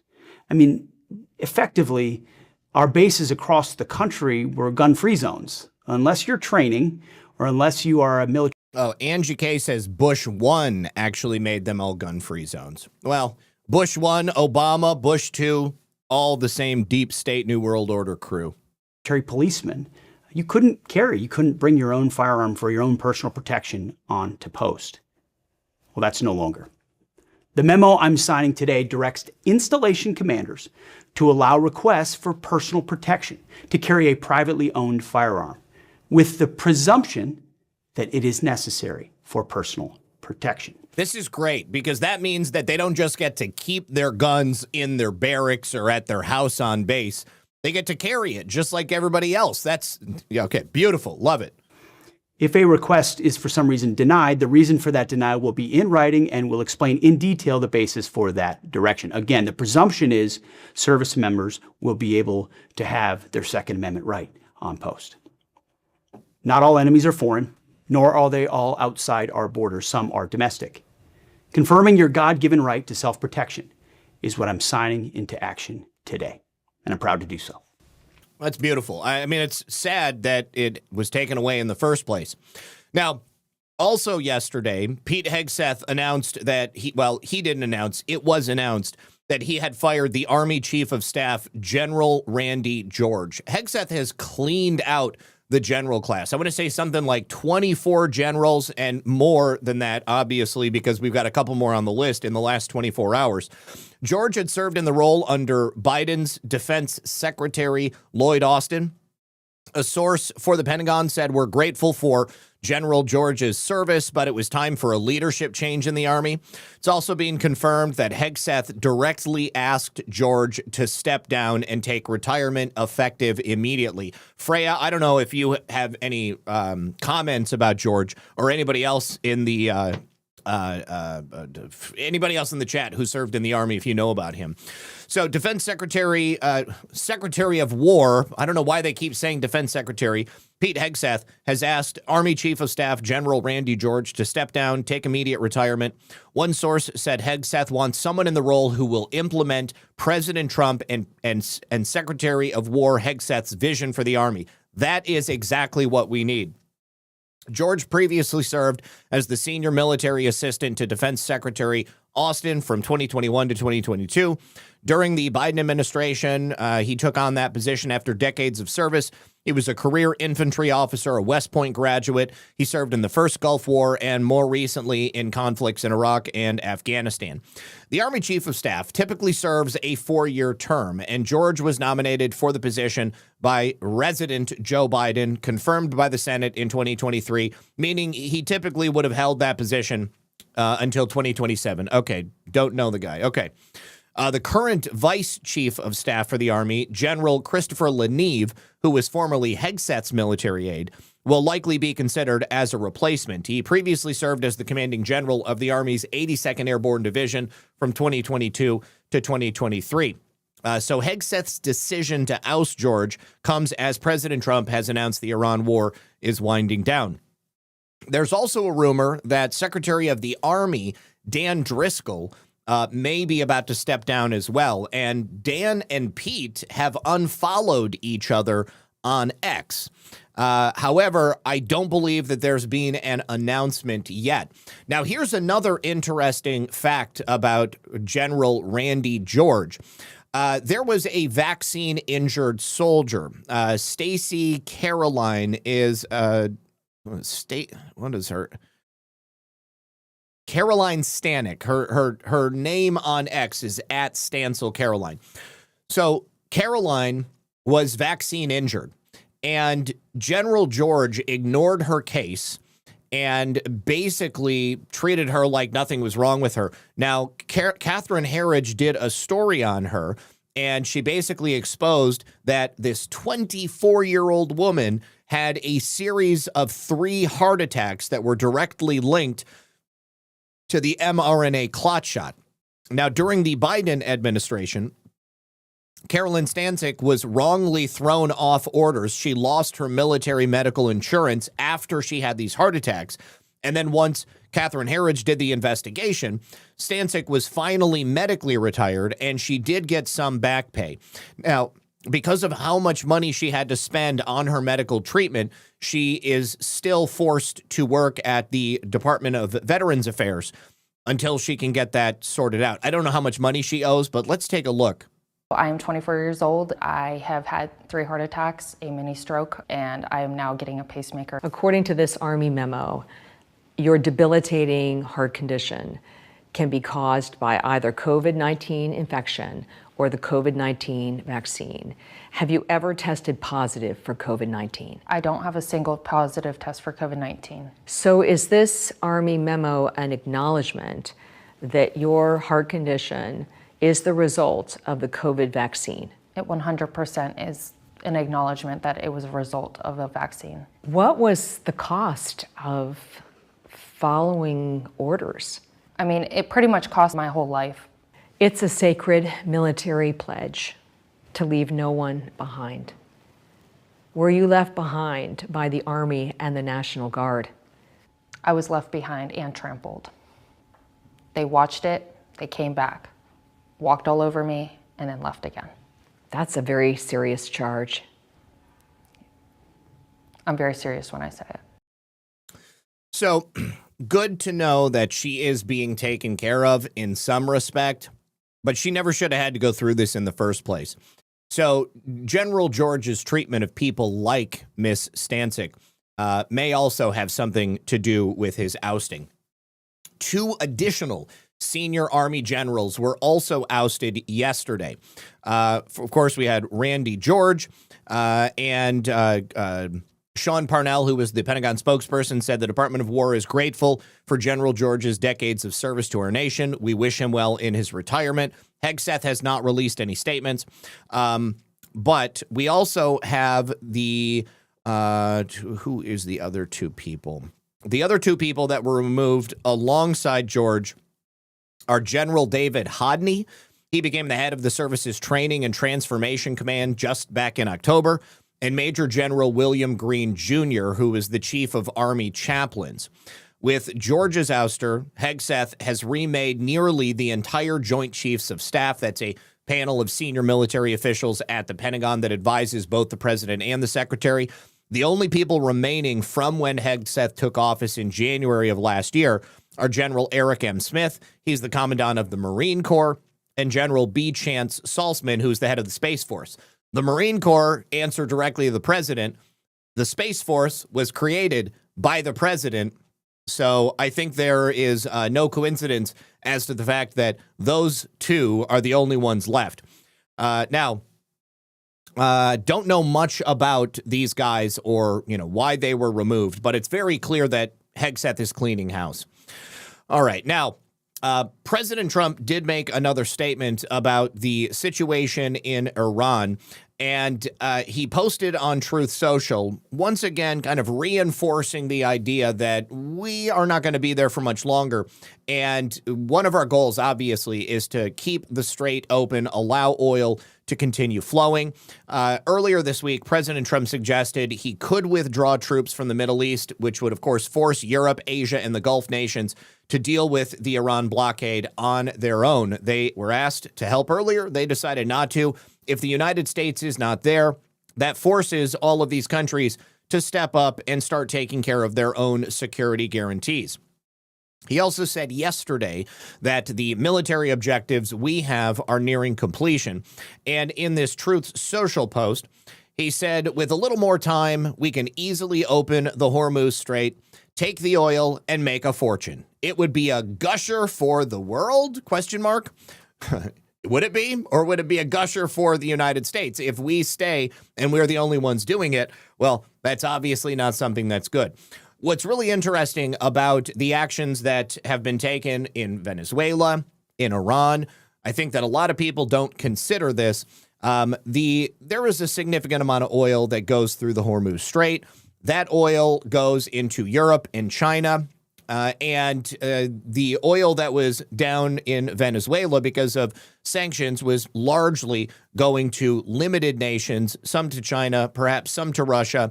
Because President Trump has opened up Venezuela, they have the largest oil reserves in the world. That opens the market, and theoretically that should lower the price of oil because it means that there is so much more oil on the market. And the price of oil here in the United States should not be affected by anything happening in Iran because, of course, we don't get any of our oil from there. We have plenty of capacity ourselves. We are a net exporter of oil now. But the reason that oil has increased is because of the anxiety and the opportunity that the oil companies see. There's a crisis going on. We can make more money. And of course, what are people going to do? They're just going to have to continue buying the oil anyways. They've done this time and time again.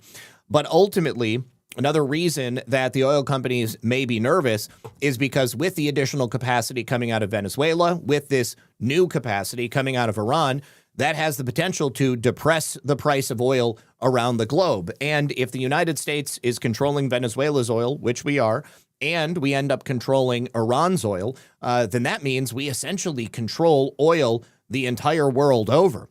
President Trump also in a speech the other night suggested that Europe and China and these other countries start buying their oil from us. If they can't get it from the Straits of Hormuz, then, they know that we've got oil here and in Venezuela. We are happy to sell it to them. All of this additional capacity has the ability to depress prices because there's going to be so much of it. And these oil companies don't want that to happen. They would much rather that oil stocks were constrained, that there remains a little bit of tension in certain places around the world. So then people don't feel safe. They start hoarding gasoline, or they're willing to pay more for gasoline. But what President Trump is doing is, in the long-term strategy, lowering prices and bringing stability around the world. It's obviously something that's going to take some time, but President Trump said it the other day during his speech that, ultimately things are going to be cheaper. In the meantime, though, of course, we have these companies that are making it more expensive for everybody. Now, President Trump also, in his statements yesterday, said that Iran was hit extremely hard. In the next 2 to 3 weeks, they may continue to ask for Europe and the Gulf to take over the straits, saying the United States imports almost no oil through the Hormuz Strait and won't be taking any in the future. We don't need it. We haven't needed it, and we don't need it. Those countries of the world that do receive oil through the strait must take care of that passage. They must cherish it. They must grab it and cherish it. They can do it easily. We will be helpful, but they should take the lead in protecting the oil that they so desperately depend upon. In the meantime, discussions are ongoing. If there is no deal, we are going to hit each and every one of their electric generating plants very hard and probably simultaneously. He then later posted a video of the bridge in Karaj that was hit. That's the tallest bridge in the Middle East. It was destroyed in an airstrike yesterday. And he said the biggest bridge in Iran comes tumbling down, never to be used again. Much more to follow. It is time for Iran to make a deal before it is too late, and there is nothing left of what could still become a great country.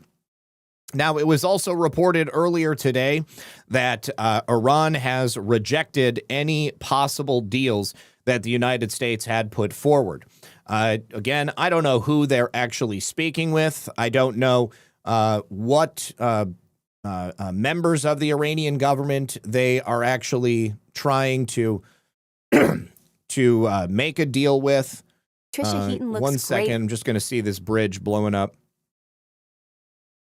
But we know the people that they were working with were basically blown up by Israel earlier in the week. All right, so there was the bridge getting hit.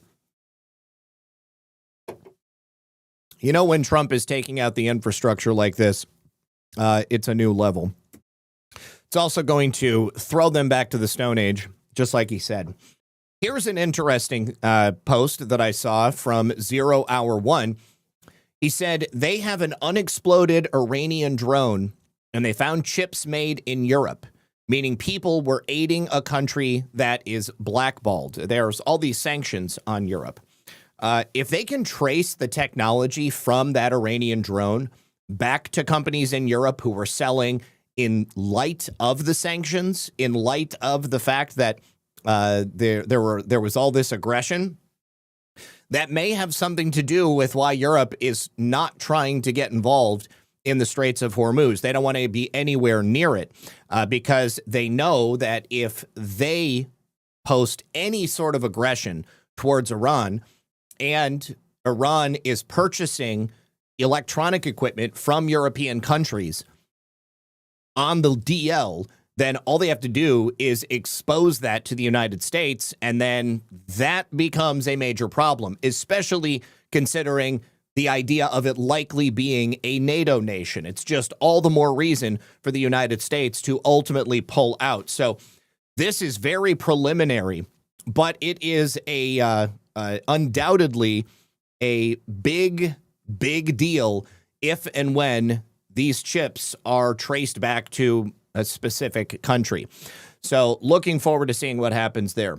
Also, thank you to Artsy Joan, who says, Zach, have you heard anything about arson on churches this weekend? If you've already talked about it, I apologize. Arrived late. God bless.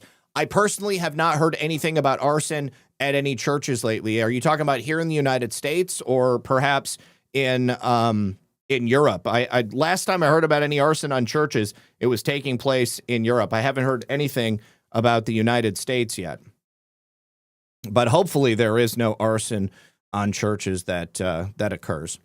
All right, so let's talk about the main event. if you'll remember, there was a brother and a sister, the Zhang siblings. The Zhang siblings placed a series of IEDs down here in Florida at CENTCOM.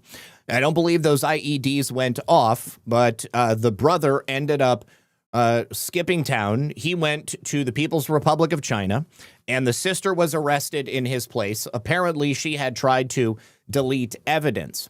It turns out that now their parents have been arrested because their parents were both illegal aliens, which makes the brother and the sister anchor babies, which is the exact scenario that Justice Samuel Alito alluded to in his conversations during oral arguments on the birthright citizenship question. 2 children, a person born to Chinese parents in the United States who is a citizen of China by virtue of their parents' citizenship, who may even be raised here in the United States as the Zhang siblings were, could still have an allegiance to China. She and her brother received citizenship because of the birthright citizenship policies that we've had here in the United States for many, many years, even though it wasn't supposed to be that way. And they both participated in an attempt to commit an act of terror on a very important military installation, which is right now at the heart and center of what's taking place in the Middle East. So these 2 children of these 2 illegal alien Chinese parents brought an explosive device to MacDill Air Force Base inside the visitor center in Tampa last week. 27-year-old Anne Zhang has, of course, been arrested and charged for her part. Her brother has not been arrested because he fled to China. Now, the DOJ alleges that the brother and sister duo attempted to damage government property by fire or explosion. They accuse Anne of helping her brother, Alan, in order to hinder and prevent his apprehension, trial, and punishment. Anne was apprehended upon her return to the United States from China. Crazy she left, but she felt confident enough coming back even with this having taken place. The authorities suspect that Alan is still hiding out in China. Now, the parents of these 2 alleged terrorists, Kui Quinn Zhu and Jia Zhang Zhen, allegedly entered the United States roughly 3 decades ago. They were arrested by the Department of Homeland Security back on March 18th, and they remain in ICE custody. They actually applied for asylum back in 1993, but both their applications were denied by an immigration judge. There was a final order of removal that was given in immigration court in 1998, almost 30 years ago. DHS said that the Board of Immigration Appeals repeatedly denied their attempts to have their case reopened. However, despite that, they have lived openly in the United States for 28 years. Now, Acting Assistant Secretary Lauren Biss released a statement which noted how the U.S. process of granting birthright citizenship puts national security in danger. Automatically granting citizenship to children of illegal aliens born in the U.S. is based on a historically inaccurate interpretation of the Citizenship Clause and poses a major national security risk. I hope somebody tells the SCOTUS about this case. That reality became apparent last week when these 2 U.S.-born children of Chinese illegal aliens were indicted for planting deadly explosive devices at MacDill, she said. This incident underscores the severe national security threat that illegal immigration and birthright citizenship pose to the United States. This horrifying incident comes as the Supreme Court considers President Trump's executive order banning birthright citizenship. As we have talked about on numerous occasions, the 14th Amendment has been hijacked. It was never intended to give citizenship automatically to the children of illegal aliens. These anchor babies are people who are born in the United States to illegal aliens who simply dip their feet in the territorial waters of the United States or slip across the border, throw a foot on the other side of the border and drop a baby into the dirt on the American side, and boom, suddenly they're an American citizen. And then, of course, with chain migration, that child anchor baby, they can get citizenship for everybody in their family, and they can just start coming. But of course, it didn't work for the parents in this instance. The 14th Amendment has always excluded infants that were born to illegally present parents in the United States. The 14th Amendment has been interpreted to extend citizenship universally to everyone born in the United States, but the 14th Amendment has always excluded from birthright citizenship people who were born in the United States, but not subject to the jurisdiction thereof. Consistent with this understanding, the president said, the Congress has further specified through legislation that a person born in the United States and subject to the jurisdiction thereof is a national and citizen of the United States at birth, 8 U.S.C. 1401, generally mirroring the 14th Amendment's texts. It has been perverted, and they have used it in an effort to try to fill the United States with all kinds of brand new voters that are going to replace us and give them the dystopian communist hellhole that they want for the future. All right, before we continue, guys, banks are not your friends. They can cancel your accounts. They can freeze your cards. They can decide what you're allowed to buy, what you're allowed to say, who you're allowed to support, because big banks and financial institutions have total control over you. They know it and they use it. This is why financial independence matters now more than ever. So introducing the Rumble Wallet. It's a wallet built for real freedom. With Rumble Wallet, you control your money, not a bank, not a government, not a tech company. You can buy digital assets like Tether, Tether Gold, and Bitcoin all in one secure place with no permission or middlemen or cancel button. And when you want to support the creators you actually believe in, you can use that Rumble Wallet app to directly tip content creators securely, instantly, and without interference. It's not a credit line they can shut off. It is your wallet permanently to protect for the future and your family. So when the system fails, when institutions turn on their own people, financial sovereignty is now the difference between security and vulnerability. The Rumble Wallet isn't about politics. It's about freedom, ownership, and protecting what's yours. So take control today and download the Rumble Wallet now. Step away from the big banks for good. Get true ownership, true protection, and true financial freedom. You can also use the QR code on screen. Go to wallet.rumble.com or download it from the App Store on your device. Thank you very much to Rumble. Hey, SmackDown Clouds, keep it up, Rooster. Hey, man, you're not over on Pill today? Good to see you over there. Let me say thank you also to Tomcat, New Jersey, TGIF. Thanks for another awesome show, Zach. Happy Easter, everyone. Thank you, my friend. Thank you also to No Thanks Joe, who says, Happy Good Friday, Zach. Thanks for a great week of reporting. I enjoy your celebration of Easter Sunday when the greatest occasion in world history occurred, and we may reflect, pray, and celebrate what God brought to fruition on that blessed day. Prayers to you and Lisa. Prayers to you as well, my friend. Also, thank you to Brewbark, lifting the quash orders due to national security concerns on over 5,000 alternative energy patents would end up lowering the price of oil considerably. It would maybe make oil unnecessary. That would be amazing. Darla, there is a call to burn churches and cathedrals worldwide. Really? Is it Muslims calling for that, or is it just leftists? Make sure your place of worship has enough security. You may need to alert clergy members about this threat. Oh, thank you very much. I had not heard that. Also, if you are legally allowed to, well, I mean, most states allow you to carry, not all allow you to open carry. We can open carry down here in Florida. We can also concealed carry. So maybe make sure that you're packing this weekend when you go to church. But of course, be responsible. Sean Joe says, Good Friday to all. Thank you for the phone, and thank you for the can. I appreciate it. Okay, now, from one story about a Chinese infiltrator to yet another story about a Chinese infiltrator. This time from FBI in Kansas City, Junji Zhang, also known as Jeff Zhang, a 57-year-old man of Tulsa, Oklahoma, has pled guilty to one count of making a false statement after lying to U.S. customs officials while attempting to board a flight to the People's Republic of China. And guess what? Just like so many other cases, he had stolen proprietary information that belonged to his employer. This is a familiar story. Many of these Chinese spies live full, long, and happy, prosperous lives here in the United States.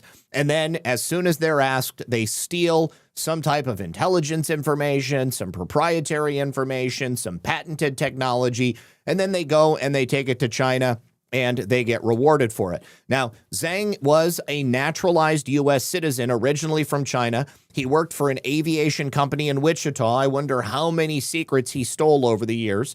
His position as a senior material and process engineer provided him access to confidential data and proprietary information. In 2018, Zhang's employer reported him to the FBI after an incident during a work trip to China where he displayed suspicious behavior. In September of 2019, CBP stopped Zhang at an airport in Dallas, Texas, as he was attempting to board a flight to China. During an interview, agents asked if he had any work-related information on his electronic devices, to which he responded no. Zhang told the agents the thumb drive and laptop he carried only contained personal information. Well, guess what?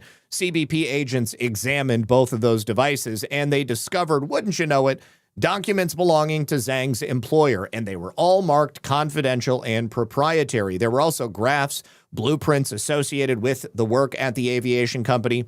Zhang, of course, then had to change his story to say that his employer had given him permission to have these documents. But did they give him permission to have those documents on his way to China?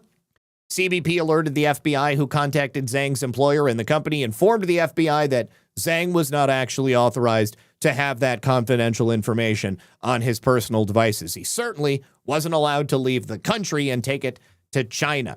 So this is the plea agreement. Because he's a naturalized U.S. citizen, I hope they're going to move to denaturalize him and send him back to China for good. You cannot trust a person like this. Once they've done this, they will always continue to conspire.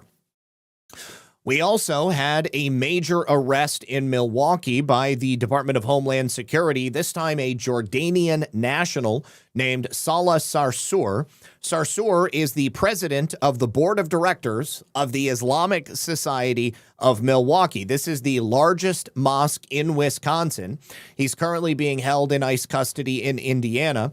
He's a board member also of the National Pro-Palestinian Advocacy Organization, American Muslims for Palestine. DHS says Sarsour is a known terrorist. He was convicted of throwing Molotov cocktails. Sarsour allegedly lied on his U.S. immigration applications so that he could obtain a green card under President Bill Clinton. DHS shared that ICE has arrested a Jordanian national with a prior conviction of throwing Molotov cocktails. He lied on his immigration application and became a green card holder under President Clinton. This terrorist will remain in ICE custody pending removal proceedings. And, of course, they're going to send him back to Jordan, and he can enjoy his time. I hope he had a happy and fulfilling life here in the United States of America. But anytime people lie to get citizenship, it's considered fraud. Governor Tony Evers says targeting people because of their beliefs or background is wrong. This is clearly about sowing division and fear and doesn't help make Wisconsin safer. I'm thinking of Mr. Sarsour's family in this difficult time, and I will join Representative Gwen Moore in calling for his immediate release. Well, he also raised funds for the Holy Land Foundation, which was also shut down by the U.S. government. In 2008, HLF was found guilty of funneling over $12 million to Hamas. He's also had ties to Radical Squad member Representative Rashida Tlaib, also a Democrat from Rashida Tlaib. Wasn't she from Michigan? She's not from Wisconsin. She's from freaking Michigan. Oh, come on. You're not supposed to redirect me. Yeah, she's a Michigan Democrat rep. Wow, they did that. They messed that one up. Okay. So he's connected to Rashida Tlaib. What is the problem?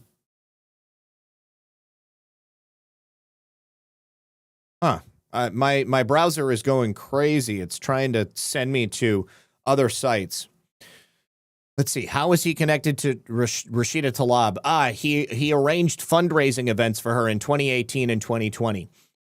So he, in November of 2001, reportedly listed in a 2001 FBI action memorandum as a fundraiser for Hamas, and yet they still allowed him to live here for the last 25 years. The memorandum stated that Salah's involvement with Hamas and his fundraising activities for the terror group were through the Holy Land Foundation for Relief and Development. The memo also stated that Salah's brother Imad was also a Hamas fundraiser. 5 individuals were indicted for funneling funds to Hamas in the guise of humanitarian aid.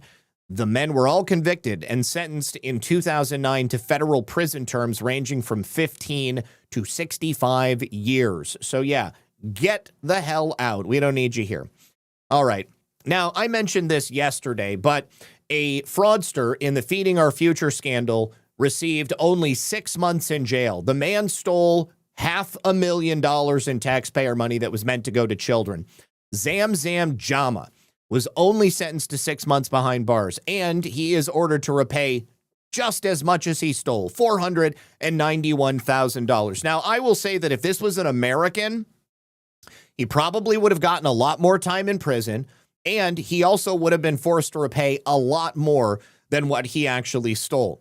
The U.S. District Judge Nancy Brazel, who somehow was appointed by President Trump back in 2018, was the one who handed him this less than 1 year term.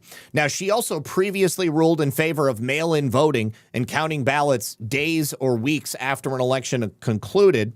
And mail-in ballots are like the number one way to cheat. Don't have to worry about that anymore. But prosecutors say, of course, $250 million was stolen from federal funds. Jama and her family are accused of taking $5.6 million by submitting these false claims. The operation was won through a Rochester, Minnesota restaurant where fake invoices and fabricated attendance records were used to justify payments. Authorities say the stolen money was diverted into personal purchases, including a $480,000 home and a brand new Toyota. Assets tied to the scheme, along with cash that was held in bank accounts, have already been seized. Other defendants have received significantly longer prison terms, including decades or more.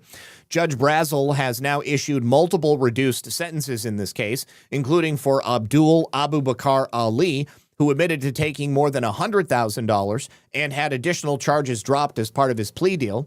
His attorney somehow convinced the judge he merited a lighter sentence for having lived a remarkable life. What the hell does that mean? Your Honor, I've lived a remarkable life, and I know I stole a lot of money, but geez, it's a great story. Somebody's going to buy the book rights in the future. Federal sentencing guidelines for something like this typically sends someone to prison for somewhere between 30 and 37 months. Federal investigators say the broader scheme relied on fake documentation and shell companies to extract funds intended for vulnerable children. We have had 79 people who have pled guilty or who have been convicted of these crimes. So I'm not going to leave you with a story that's going to keep your heart in the dirt. We're going to do a couple more that are going to lift you up. You guys, 9 years ago, there was a report that came out about David Daladon. He was a pro-life hero. He exposed Planned Parenthood's baby parts harvesting and sales operation. On Wednesday, we got word that the final charge against him for exposing the sale of baby parts was finally dropped. Kamala Harris and the state of California opened an investigation into David because they wanted to cover up the fact that he exposed Planned Parenthood. So the final charges are now dropped. The case is actually expunged from the record. And you might remember this picture here, these women. Tram Nguyen, she was an RN and the vice president of abortion access at Planned Parenthood Houston, and Dr. Ann Shute Ain, she was the chief medical officer of Planned Parenthood for the Gulf Coast. He got undercover footage from the Center for Medical Progress, and it exposed Planned Parenthood employees discussing the sale of aborted fetal body parts with a sort of detached ignorance. I mean, they just like, oh yeah, it's no big deal. It's like, you know, what kind of ice cream do you like to eat? Oh yeah, we can get a lot of money for baby brains if they're intact and they're, you know, almost full term. It's even better. So the initial charges again were brought by Kamala Harris when she was the AG of California. They agree that there was the new plea of no contest on a single charge is basically ending it. The agreement involves no admission of wrongdoing, no fines, no probation, no new contest plea. It'll be entered as a judgment as a misdemeanor, 6 to 12 months, and then converted to a not guilty plea and dismissed. There were 7 of 14 video recording charges that were initially brought in this case. They were dismissed halfway through as unsupported by probable cause. Other litigation continues about the constitutionality of antiquated state video recording laws like they have in California. There is apparently an undercover reporting law, which is what they went to go after him. Now, the footage talks about the gruesome sale of body parts of children as they are sucked out of the wombs of their mothers. The footage was first recorded in 2015 by David and his team at the Center for Medical Progress. This was at a 2015 National Abortion Federation trade show, and it has only been made public after an 8-year legal battle. According to the Center for Medical Progress, this clinic aborted babies up to 6 months old and then sold them for experiments until the U.S. Supreme Court ruled in Dobbs versus Jackson, which ended Planned Parenthood's abortion practice in Texas on June 24th, 2022, saving countless lives. In the undercover video, Dr. Ann Shute-Ene, Chief Medical Officer of Planned Parenthood of the Gulf Coast, and Tram Nguyen, RN and Vice President of Abortion Access at Planned Parenthood Houston, were discussing the gruesome nature of these procedures. In a particularly disgusting exchange, the doctor says, "You told me about the proposition, and so now every time I do a D&E, that's a dilation and evacuation abortion, I'm like, oh, there's some lungs, there's some kidneys." The footage also captures Nguyen laughing as she recalls a particularly gruesome instance where a fetus was dismembered during an abortion. "I'm like, yeah, I have a leg for you." I'm like, "Oh shit, if other people were to hear me, they'd be like, you are fucking evil," she said. And she is. The footage also captures not only the heartless discussions surrounding organ harvesting of newborn babies that were taken from the wombs of their mothers, it also details how they manipulate medical procedures to avoid violating federal partial birth abortion laws and still profiting from the fetal tissue sales. In a press release, the Texas branch described delivering late-term fetuses intact and alive and mutilating the bodies afterwards to cover up violations of the federal partial birth abortion law in conversations about selling fetal body parts.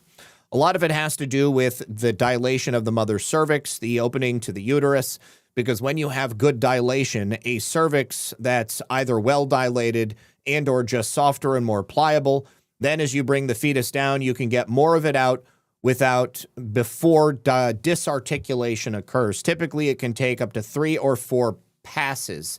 Means that they only get part of the baby out the first time. They have to keep going in and scraping the mother's womb. And then, the birth canal is cleaned out. There are some that are like, "I need you to make one more pass.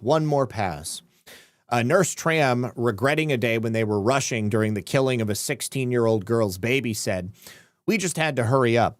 Whereas other days, it's more intact, where it's like maybe only like an arm that's disarticulated, which means severed.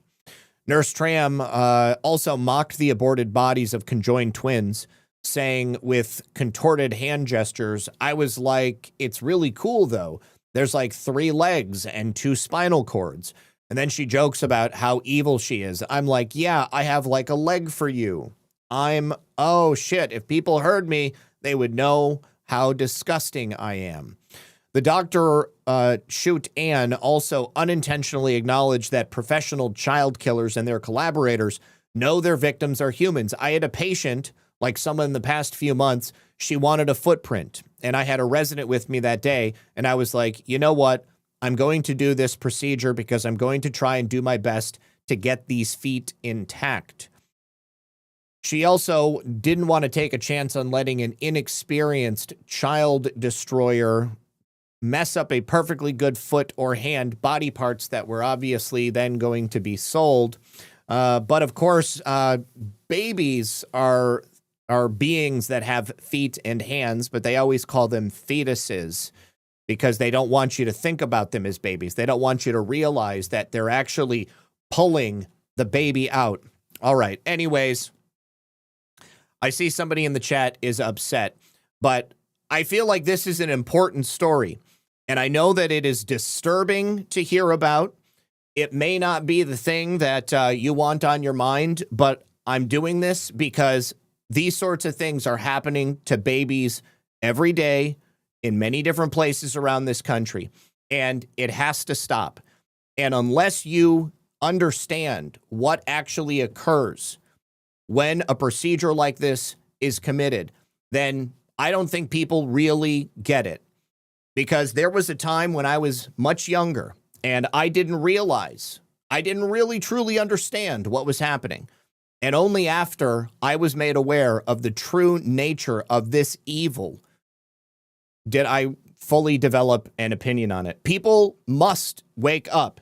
And just because something is upsetting doesn't mean that you should continue to sleep on it, because that's how evil exists. That is how evil persists.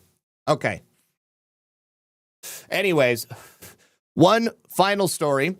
A Miami-Dade tax collector has just been accused of issuing temporary driving permits for money. He was being paid. The young man, well, not the young man, the gentleman you see on screen, worked at the Miami-Dade County Tax Office, tax collector, we call them down here in Florida, same thing as a Secretary of State or a DMV. He was arrested Thursday after he issued multiple temporary driving permits to people in exchange for money. Now, according to the arrest warrant from the Miami-Dade Sheriff's Office, a supervisor at the tax collector's office notified investigators about this illegal activity back on March 25th. Deputies set up surveillance video. They reviewed it. They showed that the clerk, Walter C. Oge, doesn't sound like a particularly American name. Maybe he was nationalized. Maybe his parents are from Africa or something, but he's 46 years old. He's from North Miami. He was issuing temporary driving permits to at least 4 people who never even showed up to the office. In one incident, Oge was seen on video speaking on his cell phone with one of the customers. He got all their personal information. He put it into the database on his computer, and the supervisor eventually became suspicious after he witnessed Oge reviewing scanned documents with the customer's motor maintenance system using this database, despite the fact that there had been no customers at the time that he was manipulating customer information. So detectives then took Oge into custody at the Miami-Dade tax collector's office on Thursday, and he confessed to conducting multiple transactions in exchange for payments via Zelle. I wonder if the people who were paying him are also going to be indicted for this. He is facing multiple charges, including official misconduct by a public servant, unlawful compensation or reward for official behavior, offenses against computer users, unlawful use of a communication device, unlawful issuance of a driver's license, and falsifying public records. I love it when I see a jurisdiction saddle a defendant up with as many possible charges as they can, especially in a situation like this. We have no idea who these people were that he was giving driving permits to, but the one thing I can tell you is that none of them actually took a driving test, because none of them actually came in and took the test. He was just giving them away because they were paying him for the grift of not having to come in. So who knows? Maybe they were illegal aliens. Maybe these are people who had stolen Social Security numbers. We have no idea. But he deserves to get charged with as many things as possible.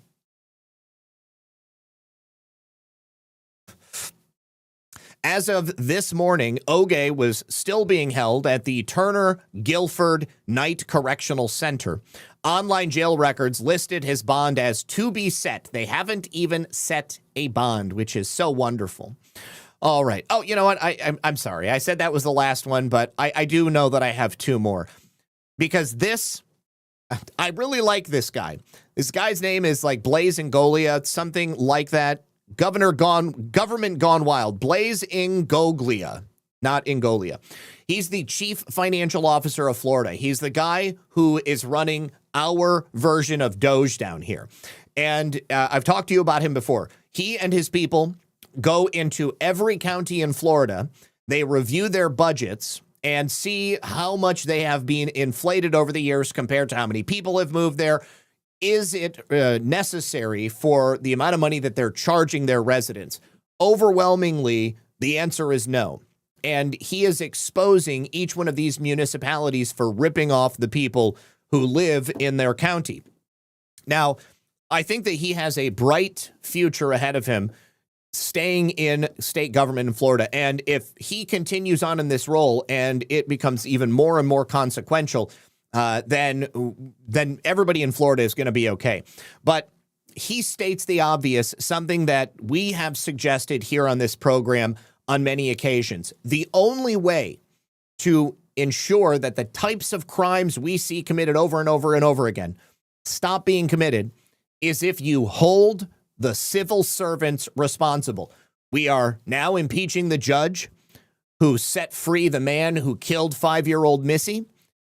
It's time we start prosecuting the politicians. And it was the sanctuary policy that attracted them there. The easiest way to get rid of sanctuary policies is maybe we should start charging the politicians with crimes that vote for the sanctuary policies and make them accessories to whatever crimes are committed by illegal immigrants in those jurisdictions, because to me they're absolutely complicit in the crime, because it never should have happened in the first place, but for those sanctuary policies, but for some politician voting, thinking that that's okay. We absolutely need to do this. We need to prosecute the politicians who create the policy that make it possible for criminals to harm you, to harm your wives, to harm your children, to harm your neighbors' children. This is why we have to go after every single judge. We need to go after every single politician that have created the situation that we see here. Absolutely fair. Totally fair. If they want to create policies that victimize you and your families, put your lives at risk, then it's only fair that their futures are at risk as well. Thank you so much to Ed Benson, who says, green, hard, colder. Green, hard, colder. Perfect. Oh, yes. And then Denise says, Zach, I always thought abortion was evil. However, it wasn't until about 7 years ago that I really found out what happened during an abortion. Absolutely horrific, pure evil. And that's the thing. I don't assume that everybody is aware of exactly what goes on, because if you've just heard the watered down version of it over the years, then you don't know until you find out. All right. The major big pharma companies, Pfizer and BioNTech, have just been forced to shut down their latest COVID-19 clot shot trials because they can't find Americans who are willing to be in the trials. They don't want to be guinea pigs because people have successfully taken up the information of just how dangerous these things are. So these booster trials have been shut down because there are no participants who are willing to accept the gaslighting or the risk of having an unnecessary and unsafe product injected into their arms. Of course, they were successful early on because they had the Biden regime, they had Anthony Fauci, they had the mainstream media. They were telling people that, oh, if you don't do this, then grandma is going to die. But an internal letter sent to trial investigators and now obtained by Reuters shows that Pfizer is ending their study of updated shots in healthy adults aged 50 to 64 because they were unable to generate relevant data because recruitment had hit a wall. People are no longer willing to submit themselves to something that so many have been hurt by. Reports indicate that more than 80% of potential recruits didn't even make it past pre-screening, or they just refused to participate. Now, the trial had aimed to enroll a massive 25 to 30,000 participants, and they folded after failing to meet even the most basic enrollment targets. This is obviously coming at a time when so-called science is being scrutinized like never before. Under the current administration, the FDA has pressured these companies to actually require randomized placebo-controlled trials, which is the very thing that skeptics have been demanding for decades. So now it is happening. All right, you guys. And with that, I will truly send you on your way. We have one final message from my friends over here on Rumble. And of course, I will go through the final thank yous. And I'd just like to say thank you to everybody. Happy Good Friday. Happy Easter. And please have a wonderful weekend with your friends and loved ones and celebrate the resurrection of our Lord Jesus Christ. You guys, if you still haven't tried 1775 coffee, I am telling you, you really ought to do so. In those starter kits, they have several available for you right now. You're going to get their bold dark roast, their smooth medium roast, and their Vitality Mushroom Coffee, which gives you clean energy and laser focus without the crash and maybe some other things that might not come along with it. All of it made from single origin, small batch, toxin and mold-free beans, the highest quality you can get. You're also going to get some freebies, their gold spoon clip, their strong frother, and a black 1775 tumbler. It's $170 worth of coffee and gear, and it's all yours for just 99 bucks.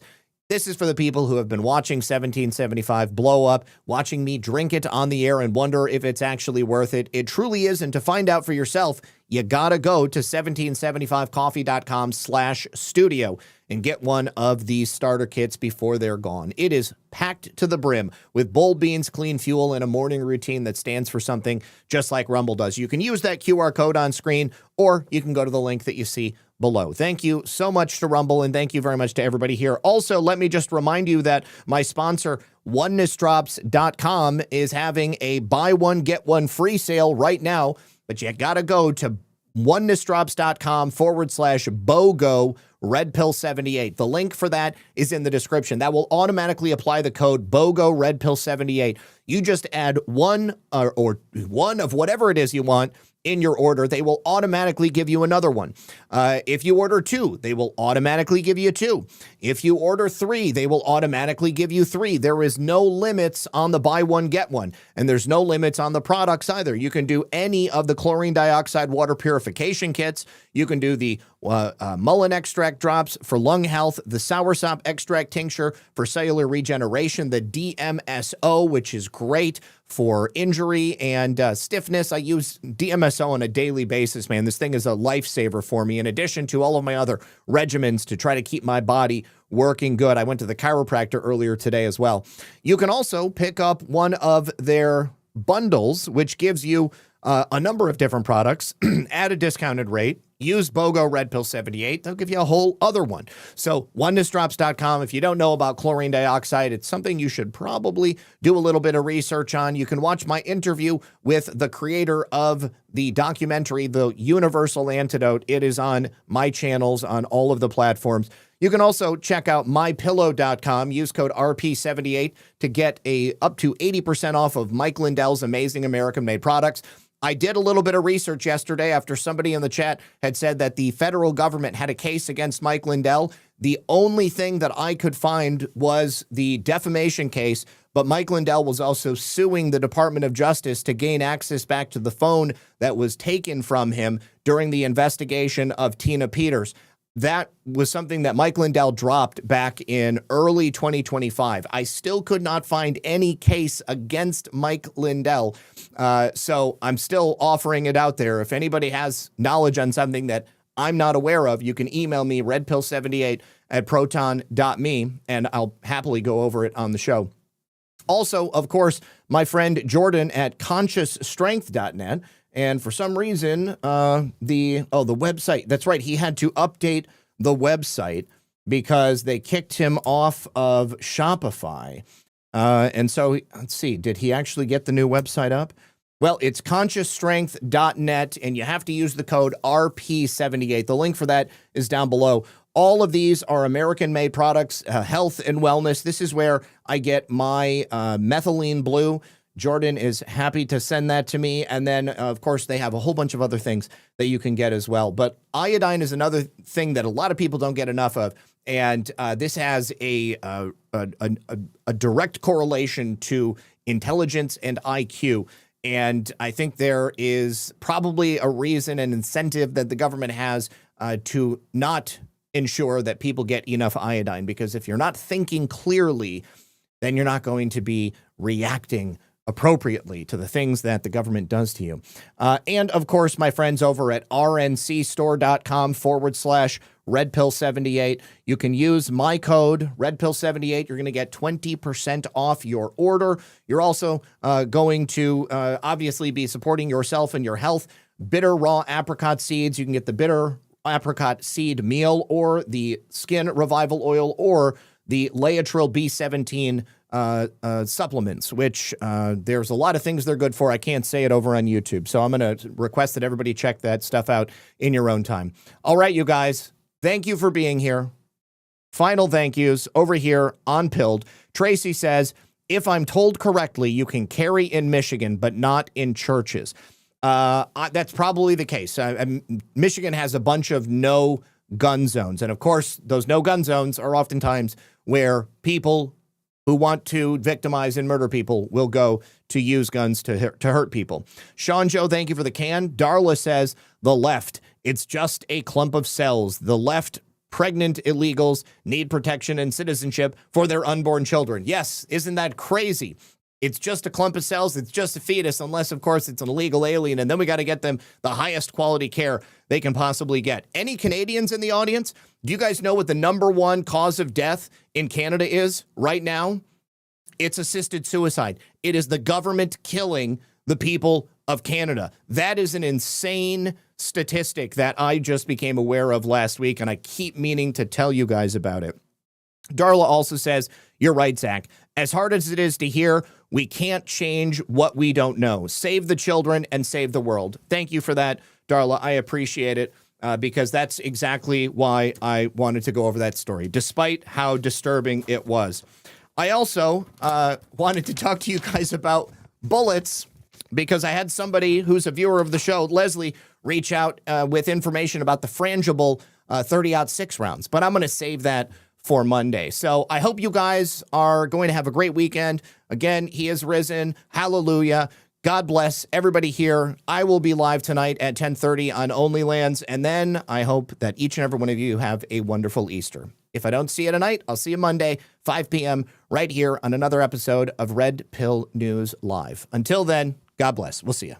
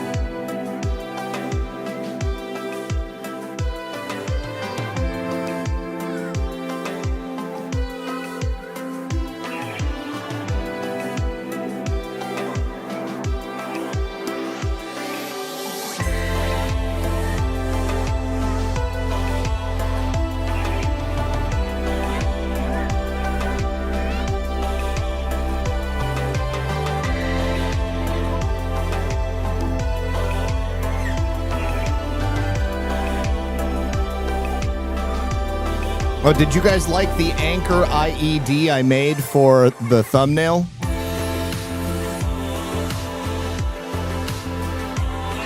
Also, make sure you hit that like button before you go.